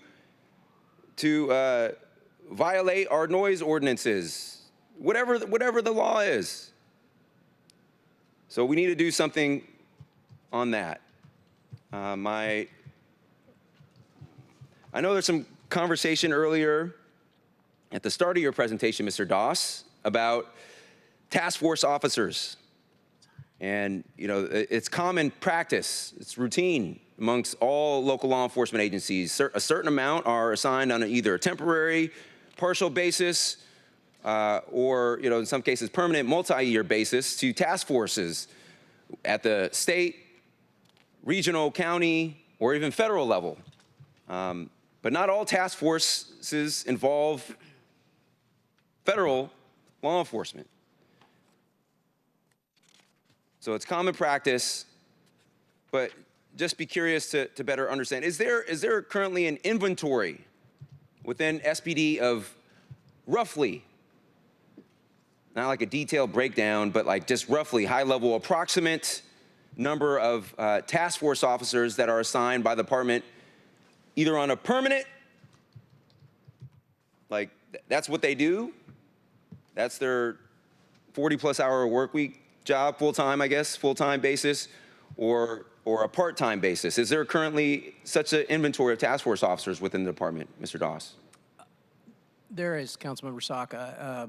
That's information that I can get you. As a starting place to look, you'll see that in your staff report, towards the back, there's a item in the year-end supplemental budget that lists about 10 or 12 of these task forces. It's not comprehensive. There are other task forces that that the department has, and I can get you that information about the assignments and how many officers are on each one. It really obviously varies by the topic area. Some there are 3 or 4 regular assigned folks that are totally devoted, and in others it's just one person doing part-time work. So yeah, I can get you that info. Thank you. That would be very helpful. Appreciate it. And final question here is, you mentioned that there's a pending SPD report, and it's consistent with some of my conversations directly with the chief as well. Chief Barnes, pending SPD report on officer hiring, kind of a comprehensive report on that includes, among other things, staffing ratios, like appropriate staffing ratios, et cetera. Is that pending report or the information contained in that report in direct response to the slide that council specifically requested last year on an overarching, that I sponsored, on the overarching, requesting an overarching kind of hiring approach and strategy? Or is that different?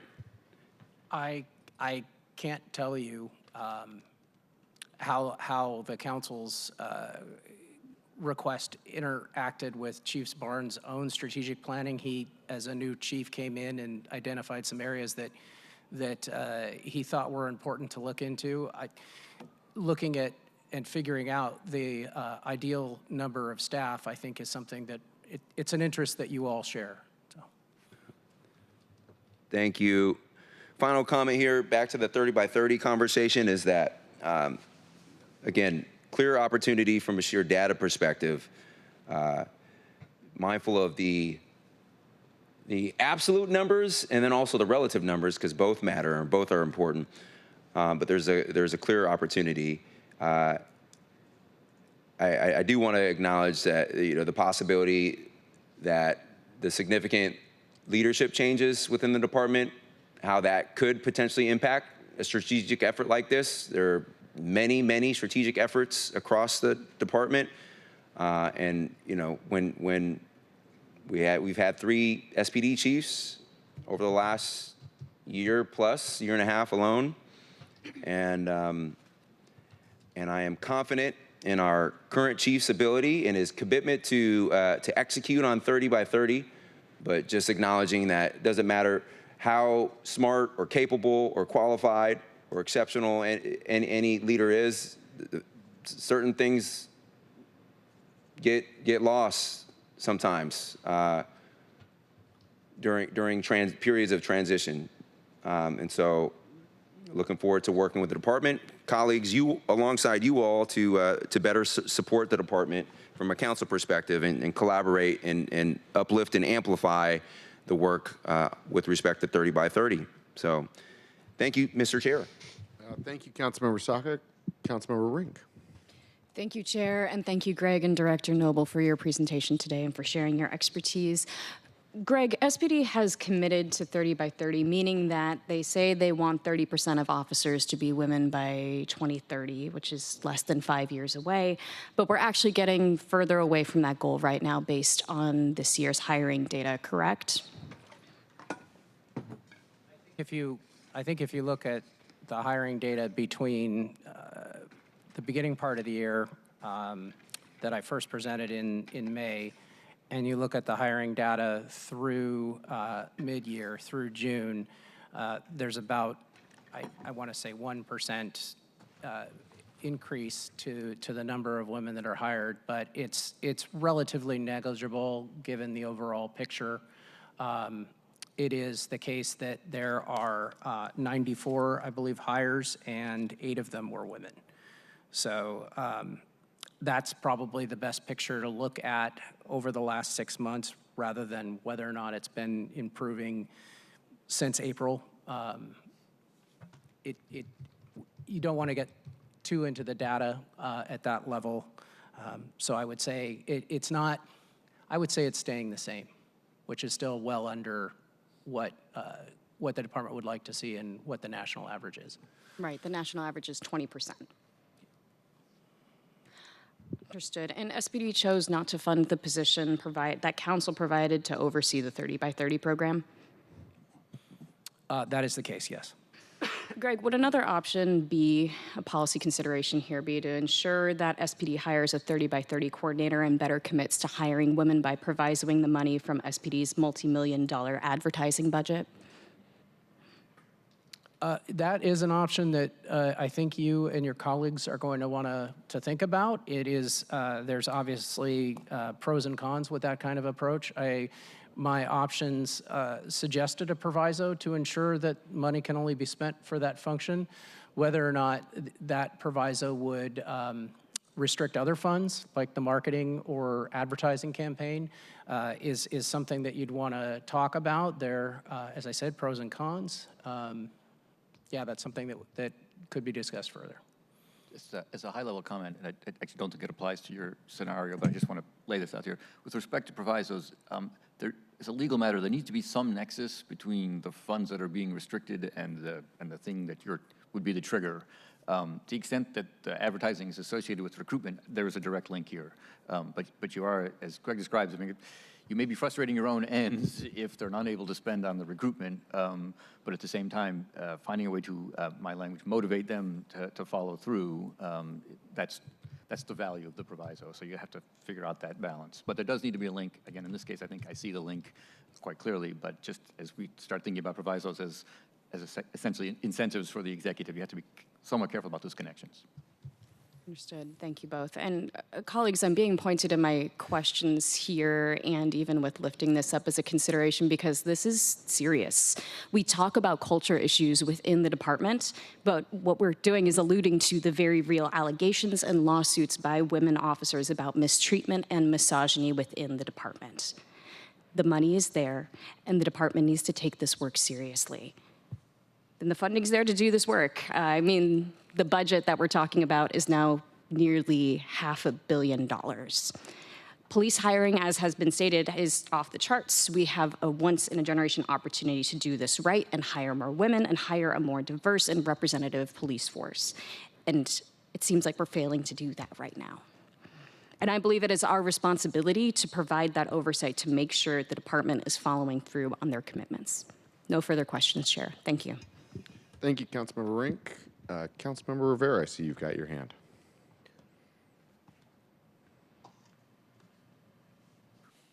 Councilmember Rivera. You're on mute, Council. Thank you. When I spoke earlier, I really wanted to hone in on the 30 by 30 initiative, and I didn't really speak about the budget overall or the department. But I do want to acknowledge my colleague, Chair Kettle's remarks and add my support in terms of we did come in and start working and building relationships with the department on behalf of our constituents to ensure that our police department is in community with us and with the city at large, and it has made a huge difference. And I, for one, am glad about it because it really does ensure that the department and the city, the executive and the city council are all working together on behalf of its constituents. We've had some really difficult public safety challenges across the city. And as Councilmember Saka said in his remarks, many of us newer to the council last year, or new to the council rather, came in because we wanted to, this was a big, huge piece for our constituents, and we really wanted to turn the tide and make sure that we were supporting a police department to ensure we had the numbers to be able to address the public safety issues and also build good relationships so that our constituents not only were being supported with the work, but that we were in this positive space with our police department. I think it's possible. You have seen us doing it last year, and it has really had positive results. So, I definitely want to make sure that we are moving in the right direction with our 30 by 30 initiative. As a woman, this is something with two daughters, this is something that's really important to me. As I said last year when we were doing the council actions related to the 30 by 30 report, and we need to continue to do so. And I also wanted to acknowledge that we did do a lot of things coming in last year to really be supportive of our constituents by really being supportive of the department, really recognizing the hard work that the officers are doing. I've met both at roll call and just around the neighborhoods within my district, some really just caring officers. I'm very grateful for their support. And I didn't want to leave this conversation today without acknowledging that support that our district and my district is getting from SPD and the officers that I interact with on a regular basis. Even saw one of the officers the other day by the stadium that is regularly in my district. So just really grateful to Chief Barnes and for his partnership and leadership, and to Captain Davison in the North Precinct specifically for his leadership and support in the district, and also for our working together to make sure that we have a police department that is getting closer to being fully staffed on behalf of our residents, and that, like I said, we are in positive space with. So thank you. Thank you, Councilmember Rivera. Mr. Gregg, do you need to respond to anything there? Colleagues, any further questions at this time? I'm seeing none, so I'm going to turn it back to Councilmember Kettle as chair of the committee overseeing this department. Thank you, Chair Strauss. I did allude to my vice chair and the committee regarding 30 by 30, but it is a responsibility for all of us, and as chair of the committee, it's really important to me. And so my commitment is to continue this work that we've already done and build on it over the course of the year. And so I am, at the right time and early of the first quarter of next year, we can have in committee a 30 by 30 review. But, listening to the comments, it reminds me again with my own experience that it is part of the broader culture piece, that goes into like accountability. Each time I'm at the precincts, I talk about accountability. It's all these. It's to the customer service line point that Councilmember Hollingsworth mentioned. I've talked to Chief Barnes, Chief Rohr, Chief Diaz about the customer service piece that she kind of alludes to, and how important the precincts are, and having somebody be there at the precinct to respond to the question. And I've equated it to the medical community and the bedside manner as well. We need to ensure that the interaction with our community, our constituents, is positive, because that goes to, again, the culture, but also goes to continuing to build on the momentum that we've had regarding public safety, and then bringing on more officers and that relationship with community. And so to Councilmember Rink, I agree, the broader culture, and 30 by 30 needs to be part of that, because we also need to work the broader culture. And we also need to think beyond just SPD and their recruitment. I mean, we just had a deal presentation. I keep talking about Seattle Promise and how we can leverage that. How can we use that to reach into community and find the young women who may want to serve their community in this way. And so we need to be looking at all options that we have. And I appreciate Councilmember Saka's point about noise. As we put more residents in different areas of the city as part of our initiatives, noise and those issues are still going to be there. And and his point about sustained effort too is really important, because, as I often say, nothing builds momentum than momentum. So we have a good amount of momentum right now, but we need to keep the press on. And that includes with the broader culture pieces, it includes with the customer service pieces, 30 by 30. and the various pieces that that we've talked about during the course of this presentation. So I thank everyone for that. And one last point too, I know Councilmember Rink brought up the PET. I think we're in a unique situation with the FIFA World Cup. I think a lot of things are driven by that. I've been in a lot of meetings related to FIFA World Cup, and it's almost seemed like on page 13 of the 13 of the original overview where they're talking about third bullet, 2025, or the World Cup games reimbursement. So there's a bit of a financial budgeting piece to this.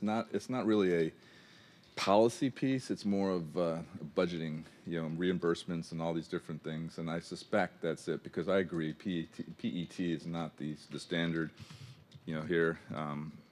Of course, PET, as we've mentioned yesterday, it's kind of like the old Oldsmobile commercials. It's not quite the same as your father's Oldsmobile, and so, but I respect your point, and it's right. But I think it's tied more to, and I can't speak for the executive, but in my conversations, the point about the FIFA World Cup, the accounting and reimbursement, all those kinds of pieces may be really driving that, as opposed to it's not a policy piece, basically. And so, anyways, Chair, I just wanted to thank the opportunity to follow up on this. And again, I wanted to work with my colleagues on all the different issues. And just to close, I love crime prevention coordinators and community police teams, which I've worked with over the last 10 years, not recently, of course. And they make a difference. So thank you, Councilmember Solomon, for that point too. Chair. Thank you, Councilmember Kettle. We're going to move right on, unless there's anything else from you, Greg. We're going to move right on into the next presentation. Will the clerk please read the second presentation into the record? Agenda item 2, community assisted response and engagement for briefing and discussion. Thank you. We are at 11:17 a.m. as Mr. Tommaso Johnson is coming to the table, noting that we will take a lunch break at about 12:30 to 1:30. Again, if folks feel like that's too much time, you can just tell me. We can come to that decision at a later date or a later time this morning. We are just pulling up presentations.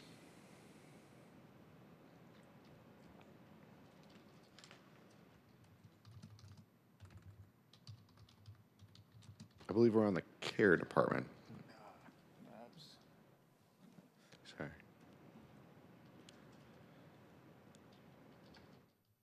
There we go, sorry. But we're sharing, good.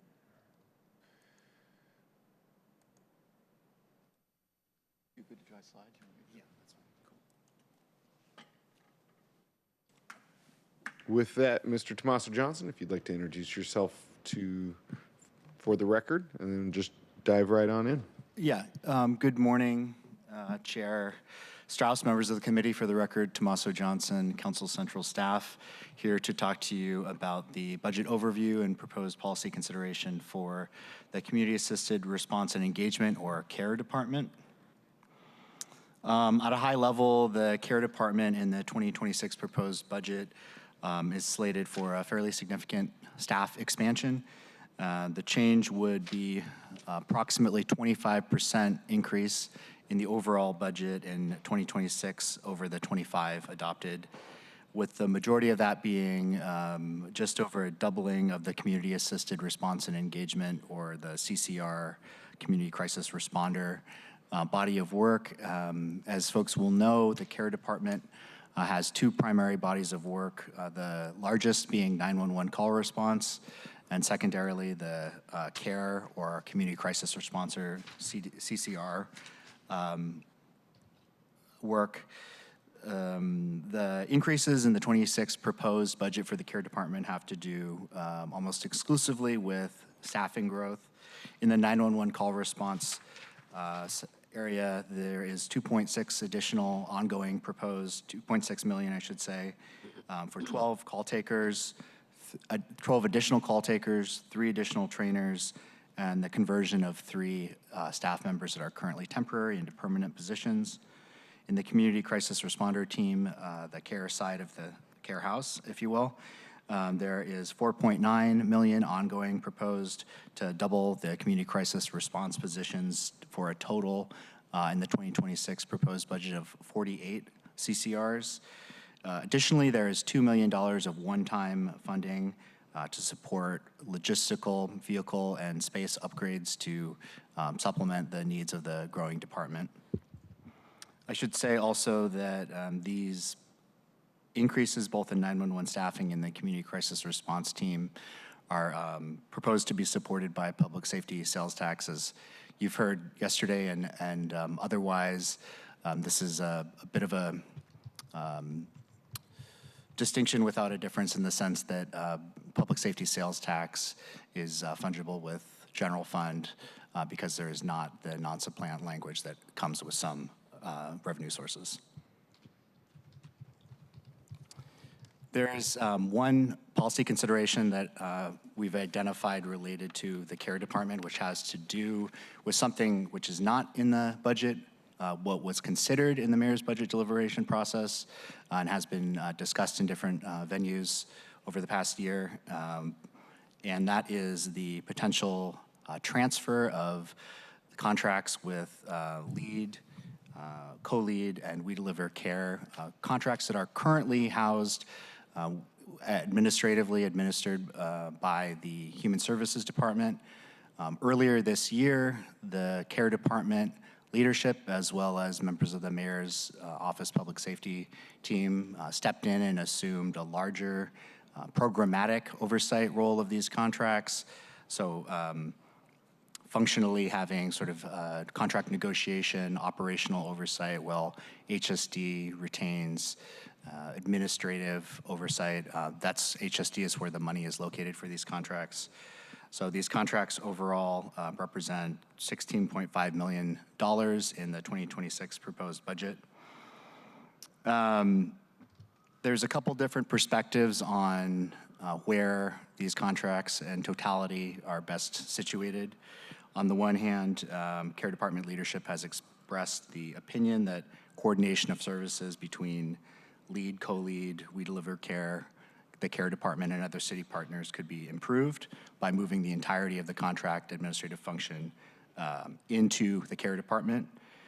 HSD and the Mayor's Office holds a position that Care currently does not have sufficient staff to administer those contracts, and that the current arrangement whereby Care and the Mayor's Office Public Safety team collaborate on operational interface with the contract, and HSD retains the sort of core financial administrative contract payment function.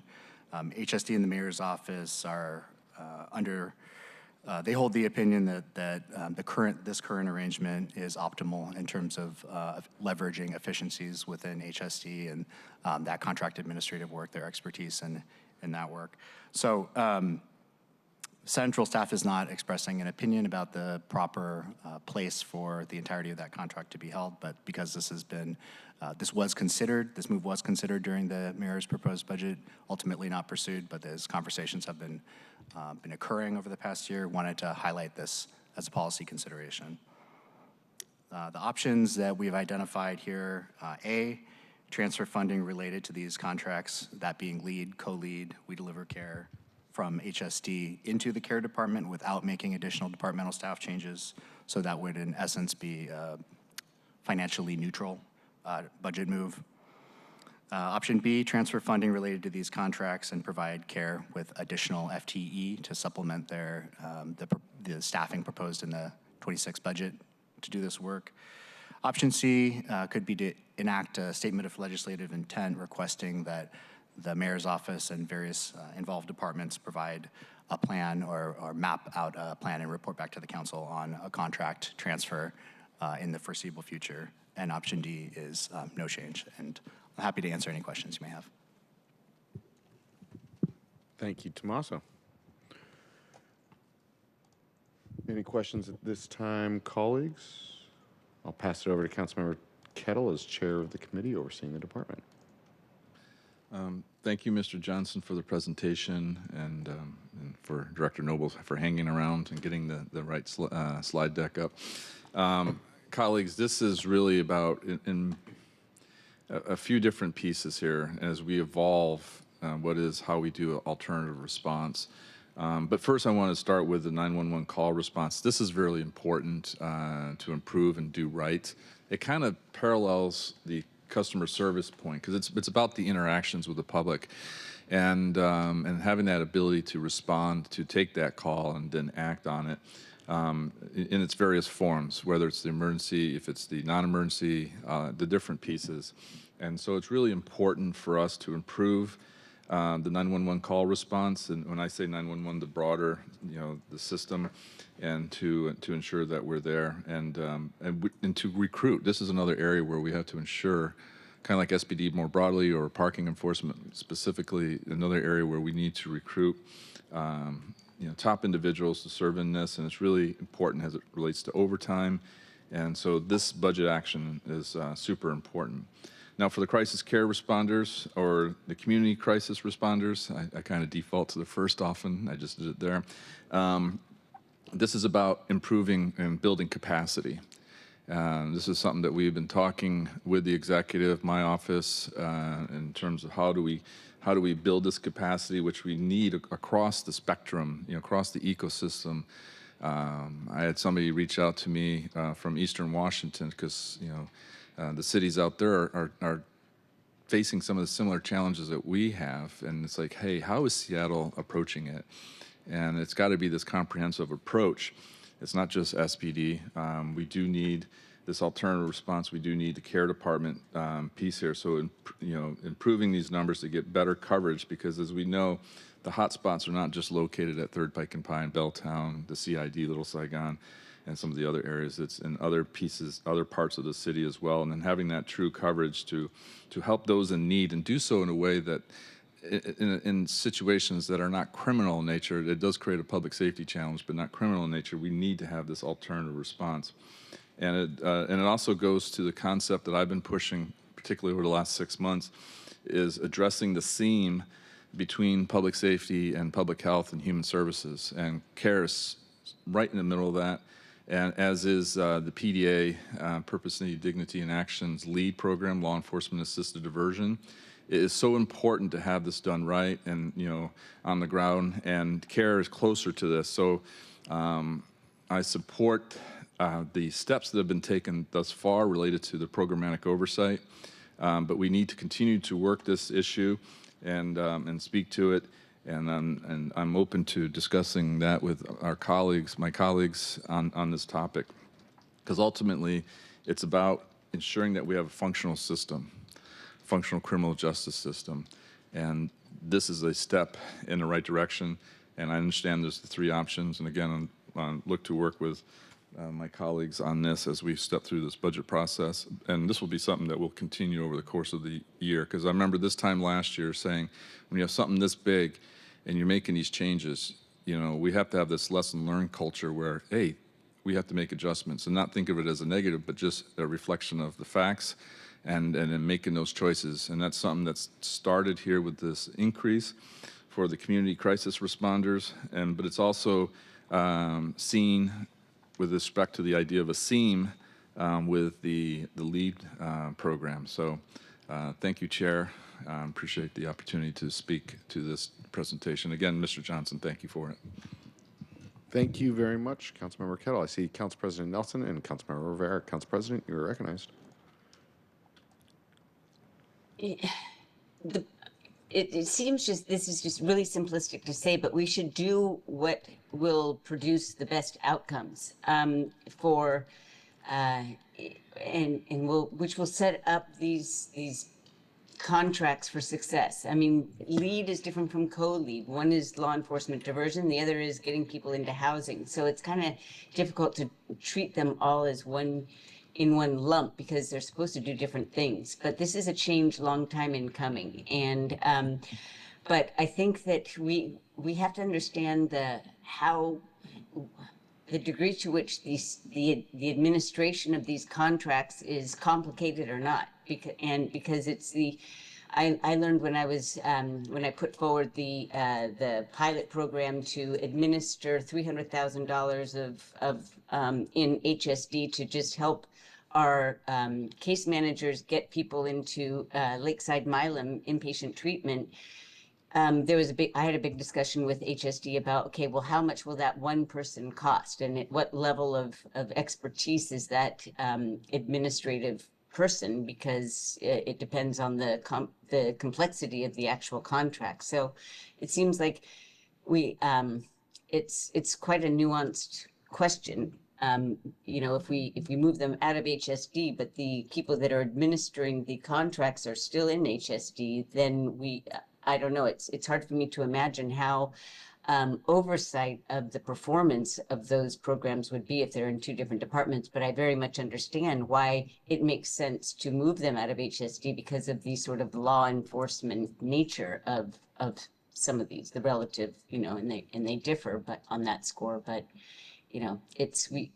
those are some of the things that make this question so complex. I just wanted to put out there. Thank That's you. Anything from the committee table that, nothing there. Thank you. Councilmember Rivera, you're up next. Oh, you're still on mute. Thank you. There you are. Chair. Yeah, thank you. Thank you, Tommaso, for this presentation. I don't have a question about this particular policy consideration. I agree that this is complicated, and I have concerns about the care department's ability to manage these contracts. So it is complicated. I will say, Tommaso, it's the only policy consideration you pointed out. So I'm just going to ask, there was nothing else in this budget that you thought warranted some conversation, if not necessarily a decision point? I mean, what I'll say about that, Councilmember Rivera, is that, we do our best at central staff to try to identify policy considerations based both on the level of information we receive in the budget, the questions that we identify related to proposed changes, how satisfactory we feel that the responses we get are from the executive to illuminate the rationale behind those changes, as well as policy priorities that have been identified explicitly or implicitly by the council throughout the year. So that is the reason why this is the policy consideration that is here. If there are additional questions or discussion about other aspects of the proposed 26 budget for the care department, myself and Director Noble and others are happy to continue to work with you or other council members on those as we move through the budget process. Thank you, Tommaso. And I asked, Ben, were you going to add something? I mean, again, echoing something I said yesterday, I think the most, in addition, I mean, Tommaso was talking about them both, but in addition to the 911 ads are obviously very significant expansion of the crisis response teams, if I have that title right. The cost of that and the hires are going to raise sustainability concerns, as do all of the ongoing ads. But again, as a policy matter, the council has demonstrated through actions consistent support for expansion of care, and I say both in actions and in words. So we didn't identify that as sort of a policy concern from perspective of that not being aligned to what we have seen as your general interests. But again, whether or not that's something that can be sustained through time, again, I've highlighted is an ongoing and open question. Thank you, Ben, and thank you, Tommaso. And I know sometimes there's some things that are in discussion that might not make it into a issue paper, so that's why I asked, just in case there was something out there that didn't rise to the level of you would have included in here, but that, you were considering. So that's why I asked on that, Tommaso, but thank you very much. I will say that I know I've been in the minority of the council who's expressed concerns about the care work. I fully support alternative response, and I'm just not, I don't have the data and outcomes necessary by which I feel like this department warrants now another doubling after a doubling of staffing last year that hasn't even been a year. To double again is of concern again for me. And I also, the department has not, we don't have information. I mean, that's just the bottom line. We don't have outcomes information. We have information about how many calls they've responded to, but we don't have information about what happened to those folks. And we don't have information about whether there are repeat folks that they're interacting with. So I feel like there's a lot here that is missing to warrant this doubling. And thank you, Ben. Yes, you know, not the least of which is how do you sustain this over time? So I continue to have those concerns, colleagues, and I wanted to say it here because I don't think that this is necessarily working out in real time the way that at least I was hoping for. And I think what I've heard in conversations from many of you colleagues and many folks. And so we have all of these various efforts that we're taking, and collectively, I don't know what the impact that they're having is on actual outcomes. And so, you know, this is not a question. I understand this is a statement, but it does go toward this particular budgeting and the sizable increase with the doubling investment. And also, where are all these people going to go? Is this increasing staffing to each of the places they're currently deployed? What is the plan for all these new folks? This increase. I do have questions about, Tommaso. I don't know if you can answer that now or if this is a question to follow up with the department on. Yeah. Thank you. Thank you, Councilmember Rivera. To your last remark and question, the department has stated that the expansion will continue, staff expansion will continue the emphasis on the citywide approach, which is a relatively recent geographical expansion. So this will continue to allow a more robust citywide approach, whereas previously and at the current staffing level, though the department is citywide, the focus, my understanding is the focus continues to be on areas of the city with the highest need and emphasis. And in particular, the staffing expansion, I think, will allow additional bodies on the ground, if you will, in North Seattle to follow up on the citywide expansion that has already occurred with the current staff capacity. Thank you, Tommaso, but we don't know how well it's currently working. And to be fair, it just started expanding this year, and not even January of this year. So I just don't know how well it's working in the neighborhoods. And I also don't know what the relationship is between CARE and our other public safety departments on the ground, because there's this, you know, interaction. So that's why I asked the questions about where they're going to be deployed. We don't really have that much information from the current expansion, I would think, to know where to best deploy now this doubling of staffing. So there's to me, a lot of unanswered questions. And when it's, to me, translated to, and I'm not seeing a net positive necessarily across the city, and certainly not in the district, notwithstanding that I understand they're doing some work in the U district that is helpful. I just don't see across the board how this has helped across the district that I represent. And maybe they are, but again, I don't have that outcome information by which to be making a determination that the best thing at this juncture is to double the folks, if we don't actually have outcome information on how well this is working, besides just being able to provide information about how many calls they're able to respond to, particularly under the current scenario, which is dual dispatch.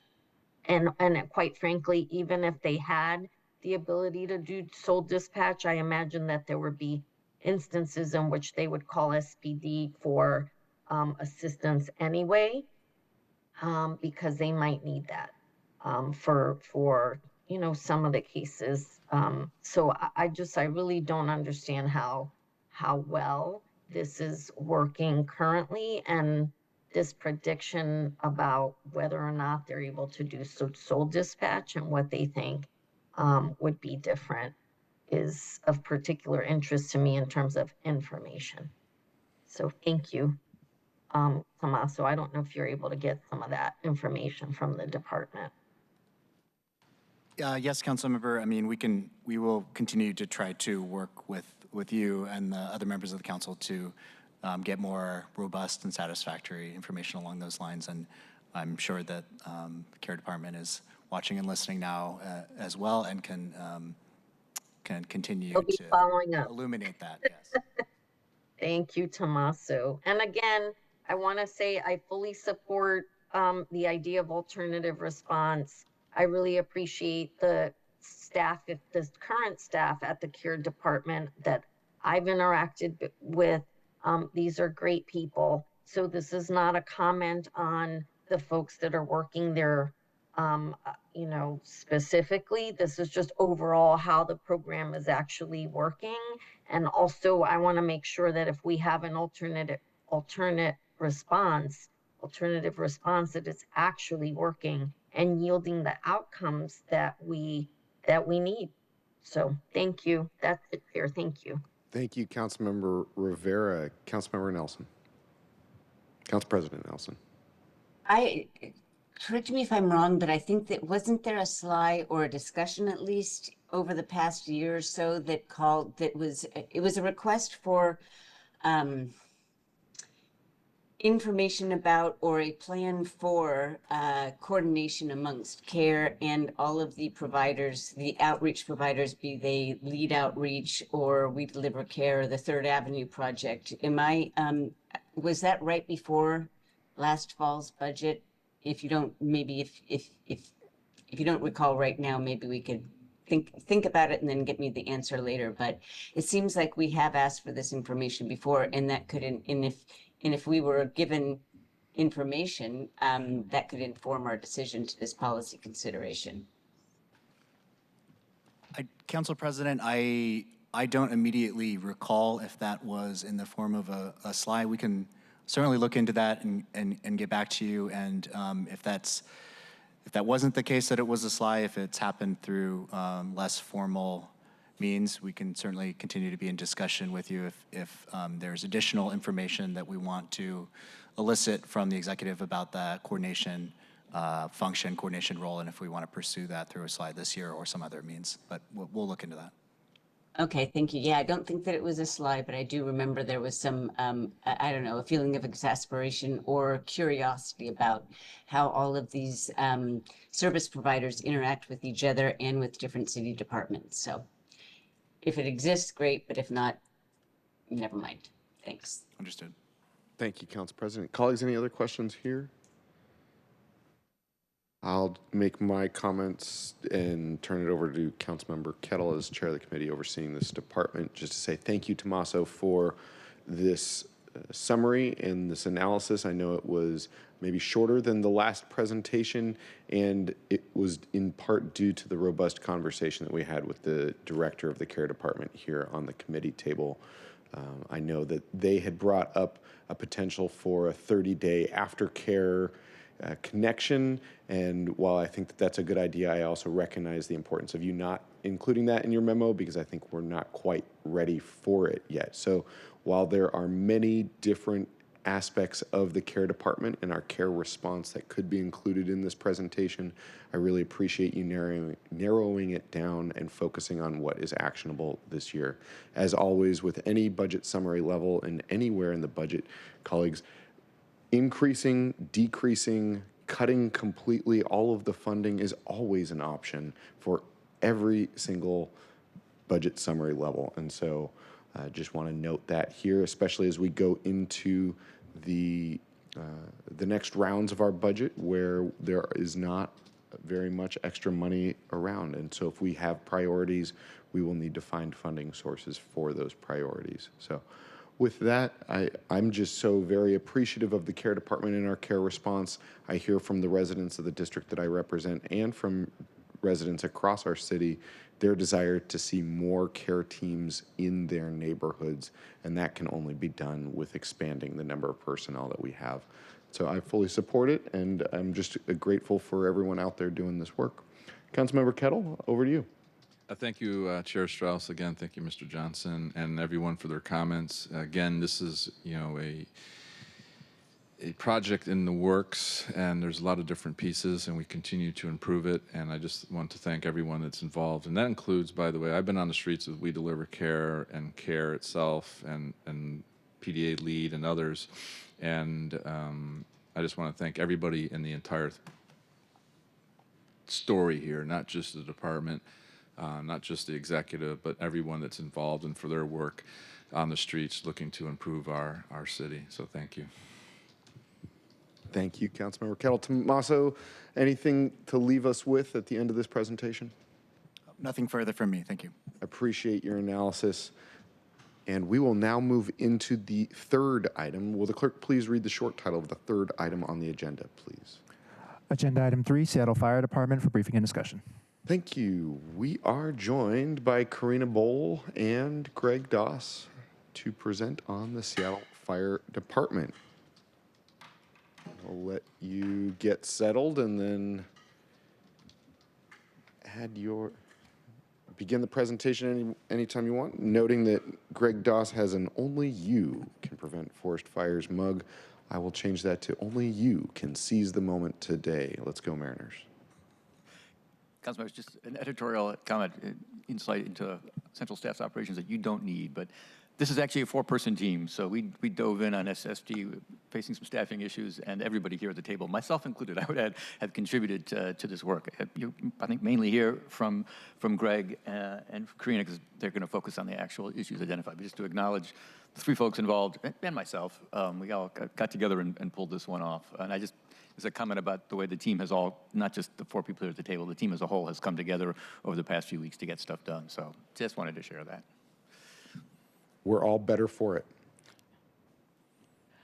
All right, well, almost good afternoon, committee members. I am Karina Bowl with Council Central Staff, and I am joined by Greg Doss, Central Staff. Tommaso Johnson, Council Central Staff. And Ben Noble, Central Staff.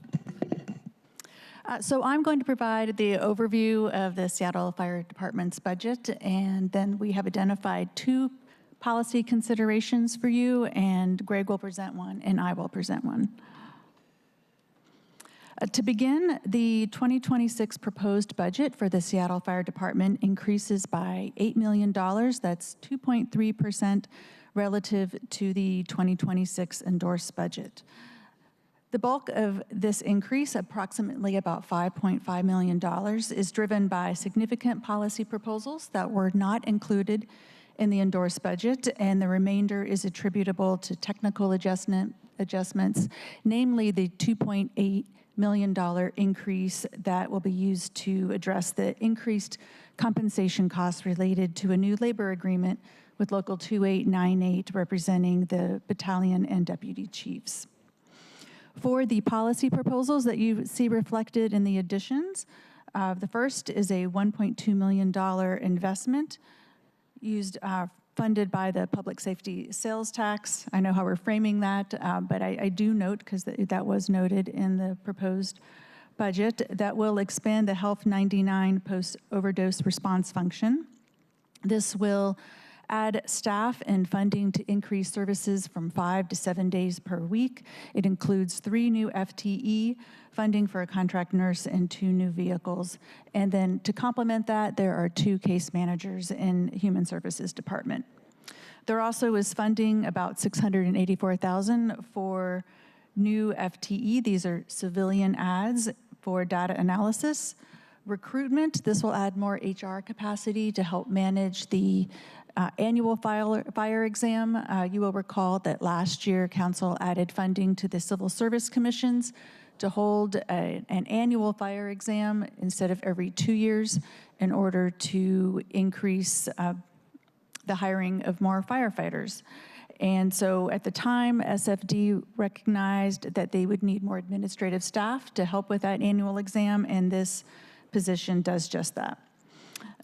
More position support in technology and also in fire prevention and the abatement of dangerous buildings. Next, on the same topic as recruits, there is a one-time $2.1 million ad funded by the public safety sales tax to expand the recruit class from 80 to 100. Recruits, for many years, the Seattle Fire Department has had a high vacancy rate. During their presentation earlier in this budget process, they had a slide in their presentation that showed the number of vacancies going back to 2018, and it ranged from 76 at the end of the year all the way to 132 at the end of the year, which was 2024. So with the funding for these 20 additional recruits, they are expecting basically to have the number of vacancies by the end of 2026. At the end of 2025, they're thinking they're going to have about 120 vacancies, and by the end of next year, they are expecting 60 vacancies. And just to provide some more context for each recruit, doing the math, it's about $100,000 for each recruit. The cost for that are about half of payment for the recruits themselves. They are paid employees, and then half for the instructors that are providing the instruction to those as part of the academy. And then last is a one-time $1.5 million to pay for equipment and training in preparation of the FIFA World Cup events, and the executive has noted that the payroll expense tax is funding that. Just as a reminder, most of FSD's budget is related to labor. About 85% of their budget is for the expenses of labor. As far as policy considerations, these ads haven't risen to the level of a policy consideration, but we have identified two. One is to the potential to add aid cars, and one is related to a possible tool to address firefighter injuries. All right, so I'll take over and I will describe the first issue, aid cars. The fire department primarily provides basic life support services, or BLS, through deployment of its aid cars. They perform critical tasks such as cardiac defibrillation to stabilize patients before the paramedics can arrive on scene. The department has 7 aid cars, 5 of which are available for deployment 24/7, and they have 2 12-hour aid cars that are available for deployment during peak 911 call hours. If an aid car is not available for deployment, then the basic life support services are going to be delivered by an engine company or a ladder. And it is obvious that the department would prefer not to deploy engine companies or ladders to do basic life support services. It's inefficient, costly, and reduces the number of vehicles and firefighters that are available for fire deployments. As you can see by this chart, over the years, the department has had more and more calls for aid cars, medical calls that could be responded to by an aid car. Between 2020 and 2024, you can see that the average call number per aid car has gone up from about 3,800 to 5,300. And that significant increase is well above what the fire department and outside agencies such as the Washington Surveying and Rating Bureau would recommend. Both that outside agency and the fire department would recommend that various units respond to only 2,500 alarms per year, and that once you reach that threshold, the city should consider adding new units. So if the council chose to add new units or wanted to add new units, aid cars to the fire department, it wouldn't be able to do so immediately. It's the case now that current firefighting staffing issues will preclude the immediate add of an aid car, as the immediate add of an aid car would require overtime funding, and overtime is stretched right now. It is the case that minimum staffing requirements are being met through overtime. Overtime is at capacity, and an aid car could not be added until the SFD graduates at least its first class of 80 recruits this year. And so SFD has said that they would like at mid-year to add an aid car once they get more staffing capacity from the recruit class. What I have given you here on this slide is some options to do so.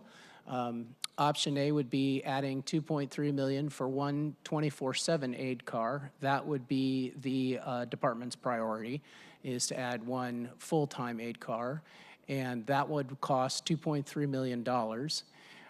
If the financial position of the budget is such that one aid car couldn't be added, then the department's second choice would be to add a 12-hour peak time car, which would be $912,000. And so with that, I will stop and ask if there are any questions. Thank you, Greg. Checking in to see if there are questions from my colleagues. I see Council President Nelson. Council President, you are recognized. Yep, sorry about that. I think as policymakers, it also behooves us to ask what's driving the increase in the need for aid cars. And I would direct people's attention to this audit addressing places in Seattle where overdoses and crime are concentrated, an evidence-based approach. Because it, on page 5, for future reference, does list the addresses with the top 10 continuous, the highest number of overdose responses and crime incidents. Now, I'm talking about overdoses because that is a common aid call, and this is in primarily permanent supportive housing facilities. And so I think that this kind of dovetails with yesterday's conversation about the need to make sure that that those facilities are managed well, simply said. I think, just getting at the root causes of some of the increased need over the years, I think merits attention. That's it. Thank you, Council President. Anything else on this policy consideration? Seeing none, if the Dream Team would like to continue with the presentation. The next policy consideration that we're bringing your attention to regards firefighter injuries and return to work. And during Seattle Fire Department's presentation at the beginning stage of the budget, there were a number of questions from council members about Ready Rebound. And Ready Rebound is a company, it's a private company, and it functions as a concierge service to help firefighters who have experienced injuries get access to health care. And they present their services as VIP treatment, treating firefighters like athletes, and they staff their services with firefighters and other essential workers for essential workers. The goal, as they describe their services, is to help firefighters get access to care and get them back to work sooner, contracting with municipal employers to achieve this purpose, and then ultimately resulting in lower workers' compensation cost. So in the past number of years, the mayor's office, in consultation with the Seattle Department of Human Resources, which is the department that has sole authority to administer the city's workers' compensation program, have considered Ready Rebound and have decided that they did not favor retaining the program for two reasons primarily. One is that the services of Ready Rebound do not appear to support the medical conditions or the complicated issues that are the source of Seattle Fire Department's greatest challenges with firefighter injury claims. Nationally, musculoskeletal conditions, which are the only condition that Ready Rebound addresses right now, constitute the greatest number of firefighter injuries. But in terms of the impact of cost for workers' compensation, those type of claims are mostly related to issues like post-traumatic stress disorder, cardiac issues, and those kinds of conditions. And so what the mayor's office saw is that 10% of all of SFD's claims, about 27 out of over 270 claims, were the claims that were long-lasting, complicated, and those were the claims that were resulting in the highest expense in SFD, not musculoskeletal claims. One thing to note is the significance of workers' compensation claims on the department. In 2024, the city itself spent over $17 million on Seattle Fire Department workers' compensation claims. Due to the way that the program is administered, Seattle Fire Department ended up paying over $14 million from their own budget towards the city's self-insured claims fund, and then an additional $7.3 million in associated labor cost. So when a worker is out on leave due to an injury, then the fire department is filling that vacancy or that void with overtime. So we know that the department spends a lot of money on overtime. It's not just due to workers' compensation. It's due to vacancies. It's due to sick leave. It's due to other reasons. In the 2026 proposed budget, they've budgeted $42 million, around $42 million for overtime. That is less than last year, where they spent about $50 million on overtime. So when workers aren't able to be on the job, it really does impact the cost of the department, and it also impacts the ability of the department to serve the city. If there's not enough firefighters, whether due to vacancies, which the recruits are intended to help, then if they're out on sick leave, and then that is yet another contributor to not having enough firefighters to serve the city. It's important to think about in ways to address workers' compensation issues. Ready Rebound is positing itself as helping to get firefighters appointments with medical doctors. It has been seen that that's not the greatest issue with the cost of workers' compensation. Another item to consider is that SDHR administers the city's workers' compensation program. The city is responsible legally for the administration of the program, so outsourcing it to another vendor does have potential legal risk and liabilities. The workers' compensation unit does a very limited amount of third-party vendor contracts, but they don't relate to employee advocacy or concierge services, which is what Ready Rebound does. It's more medical payments and those sorts of things. And it is a tightly regulated system that the Department of Labor and Industry under state law is regulating. So even the contracts that SDHR does now related to third-party vendors are all governed by existing rules and regulations that L&I has in place. And there are no rules and regulations for services such as Ready Rebound, which offer employee advocacy and help with scheduling appointments. So there are some risks associated with any sort of third-party vending relationship. And I said in my memo that central staff strongly recommends discussing those in a confidential forum rather than me going and elaborating on them at the table. As far as, and there's also labor impacts regarding something like a Ready Rebound or anything that would impact workers' compensation as well, that I encourage council members to consider if there is interest in moving forward with this kind of program.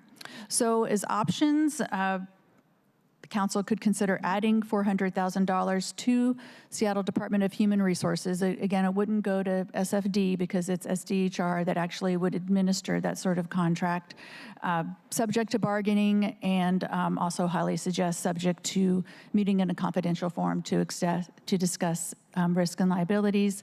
Another way to address this could be to pass a statement of legislative intent requesting SFD in consultation with HR, union partners, other relevant entities to comprehensively report on ways to develop or enhance the city's response to firefighter injury claims. That also could include prevention of injury claims to the extent that could be considered.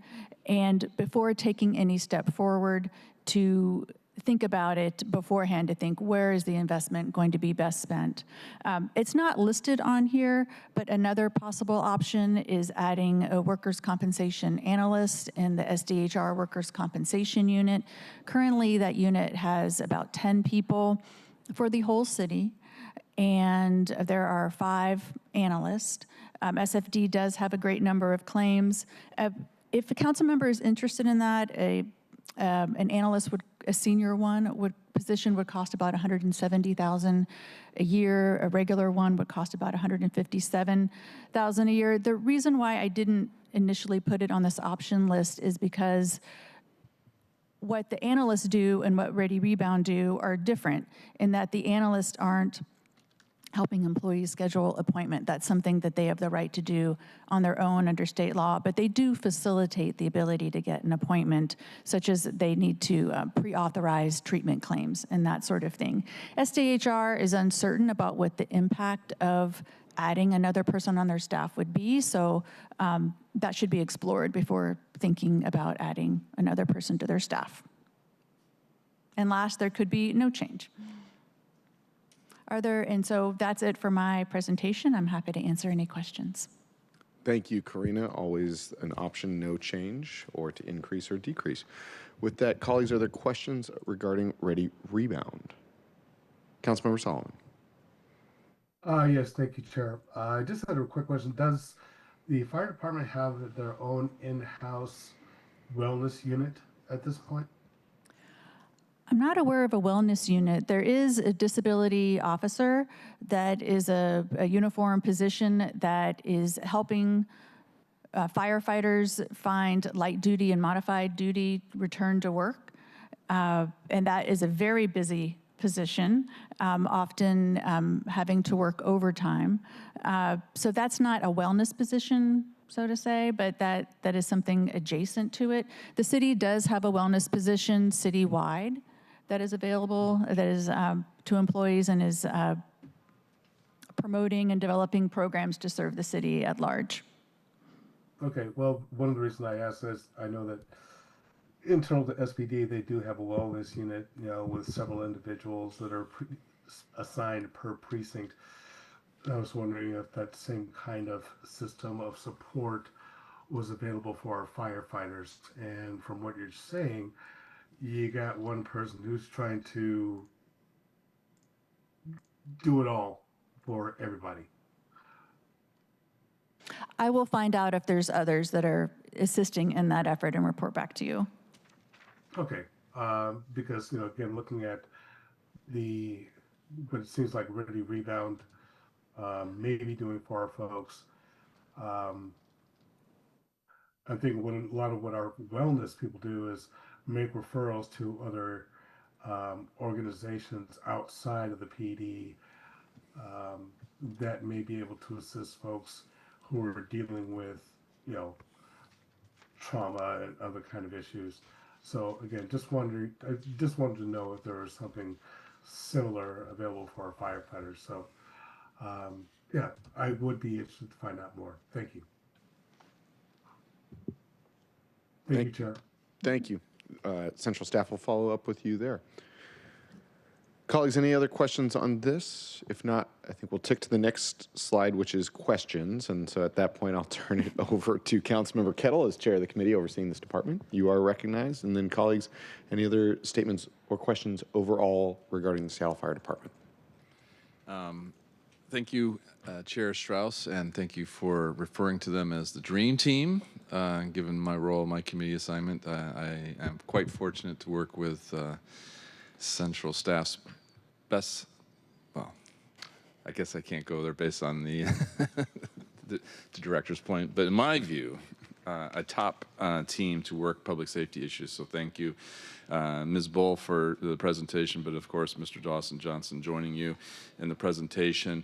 Going to slide 2, I just wanted to thank the presentations that we received from the department, from Chief Scoggins, but also I wanted to thank the firefighters themselves, best represented by Local 27 and Local, as you mentioned, 2898, and for their work and responding. This is just for the aid cards, but the overall calls that the fire department is responding to is incredible, and I really encourage my colleagues to go to like the Fire Alarm Center and to go to fire stations, and I know many of you have, and I think that's really important because it kind of serves this, the same piece in terms of what we're doing and in terms of engaging with the Seattle Police Department, and I think it makes a difference.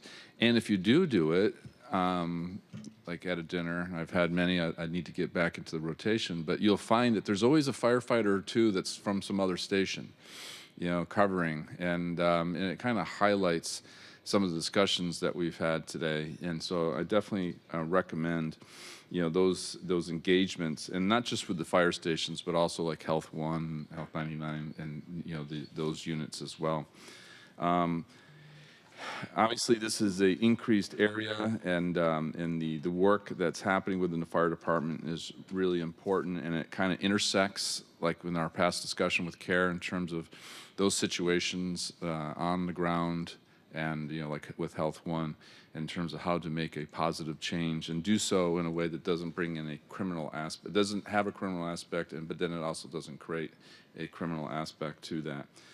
And so, as noted by Council President, with the aid cards, and with this slide number 2, we do have, for lack of a better way of saying it, some high utilizer locations, and this kind of drives the point. And I've been to the fire garage too, in terms of what is the maintenance cost for fire engines and ladder trucks, and then how does that compare in terms of this increased use and the demand on those big rigs to go to essentially a BLS call.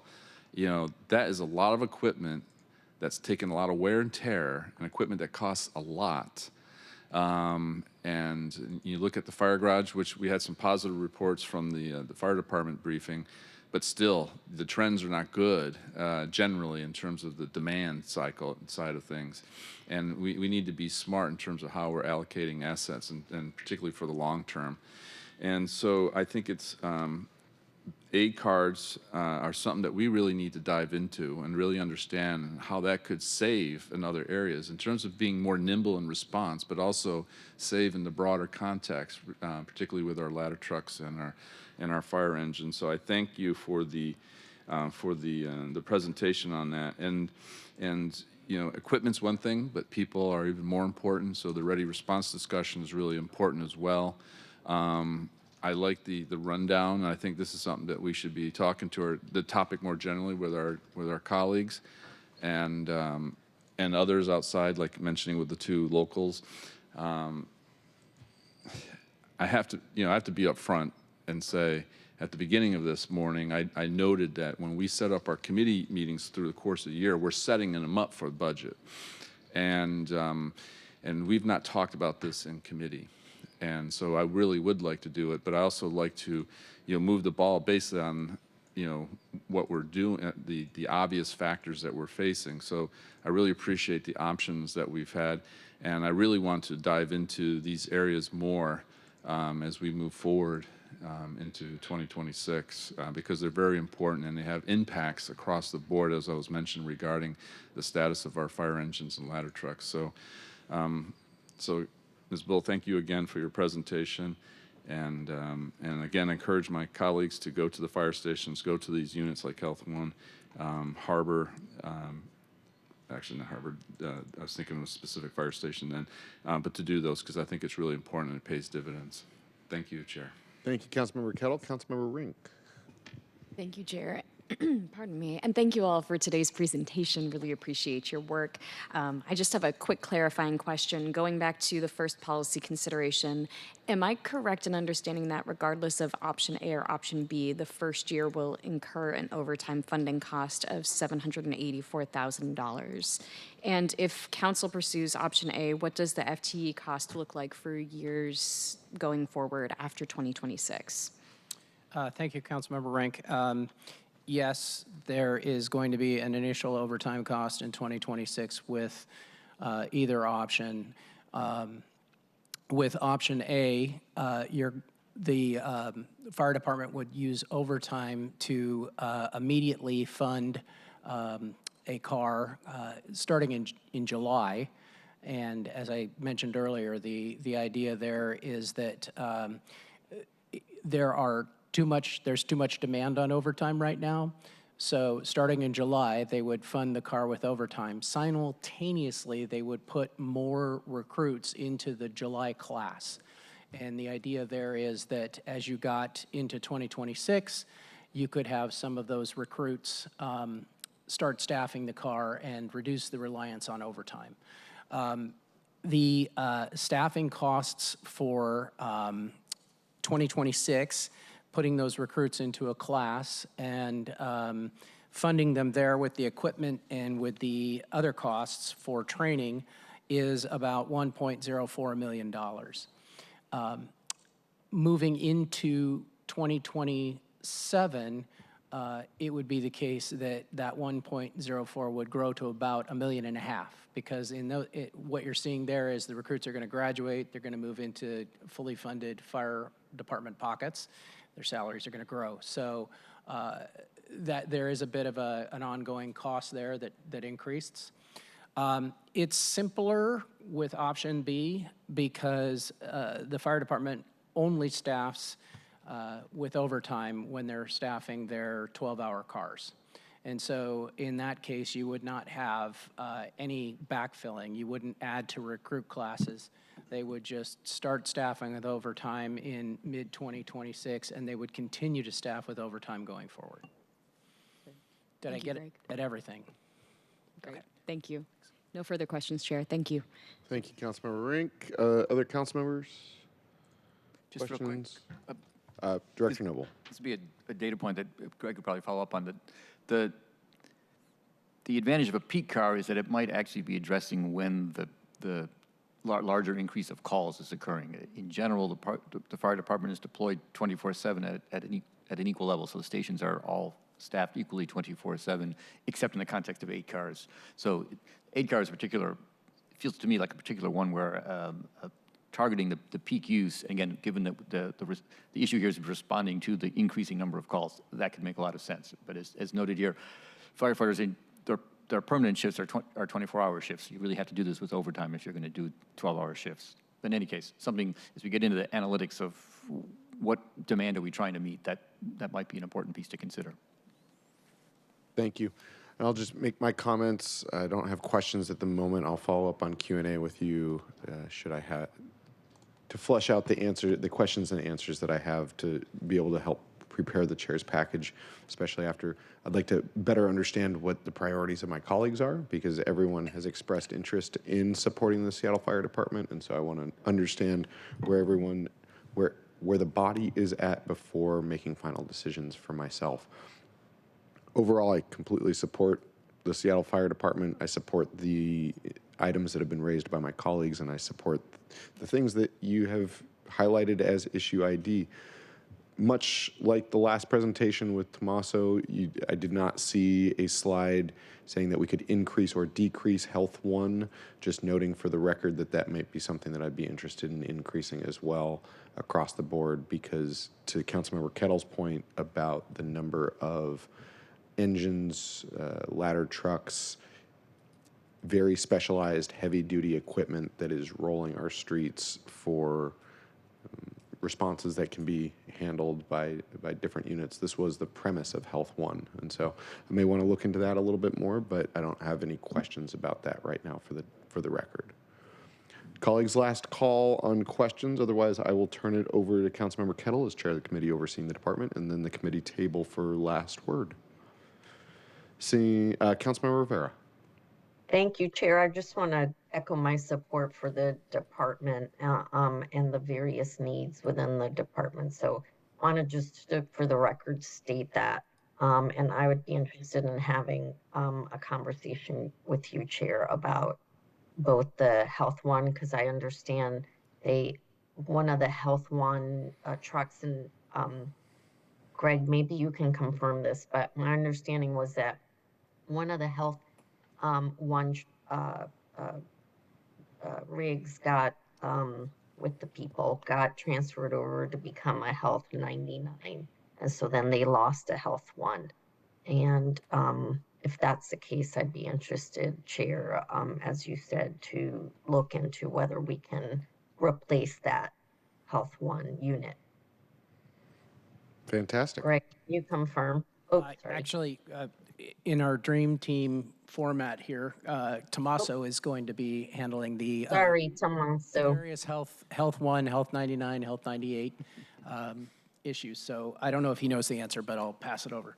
Yeah, thank you. Thank you, Greg. Councilmember Rivera, I'm not immediately, I'm not recalling that immediately off the top of my head, but I will look into that and follow up with you. Thanks. Thank you. I believe that is the case, but thank you for confirming. Thank you, Chair. Thank you. And anything else from the committee table? I'll turn it over to Councilmember Kettle as chair of the committee overseeing this department.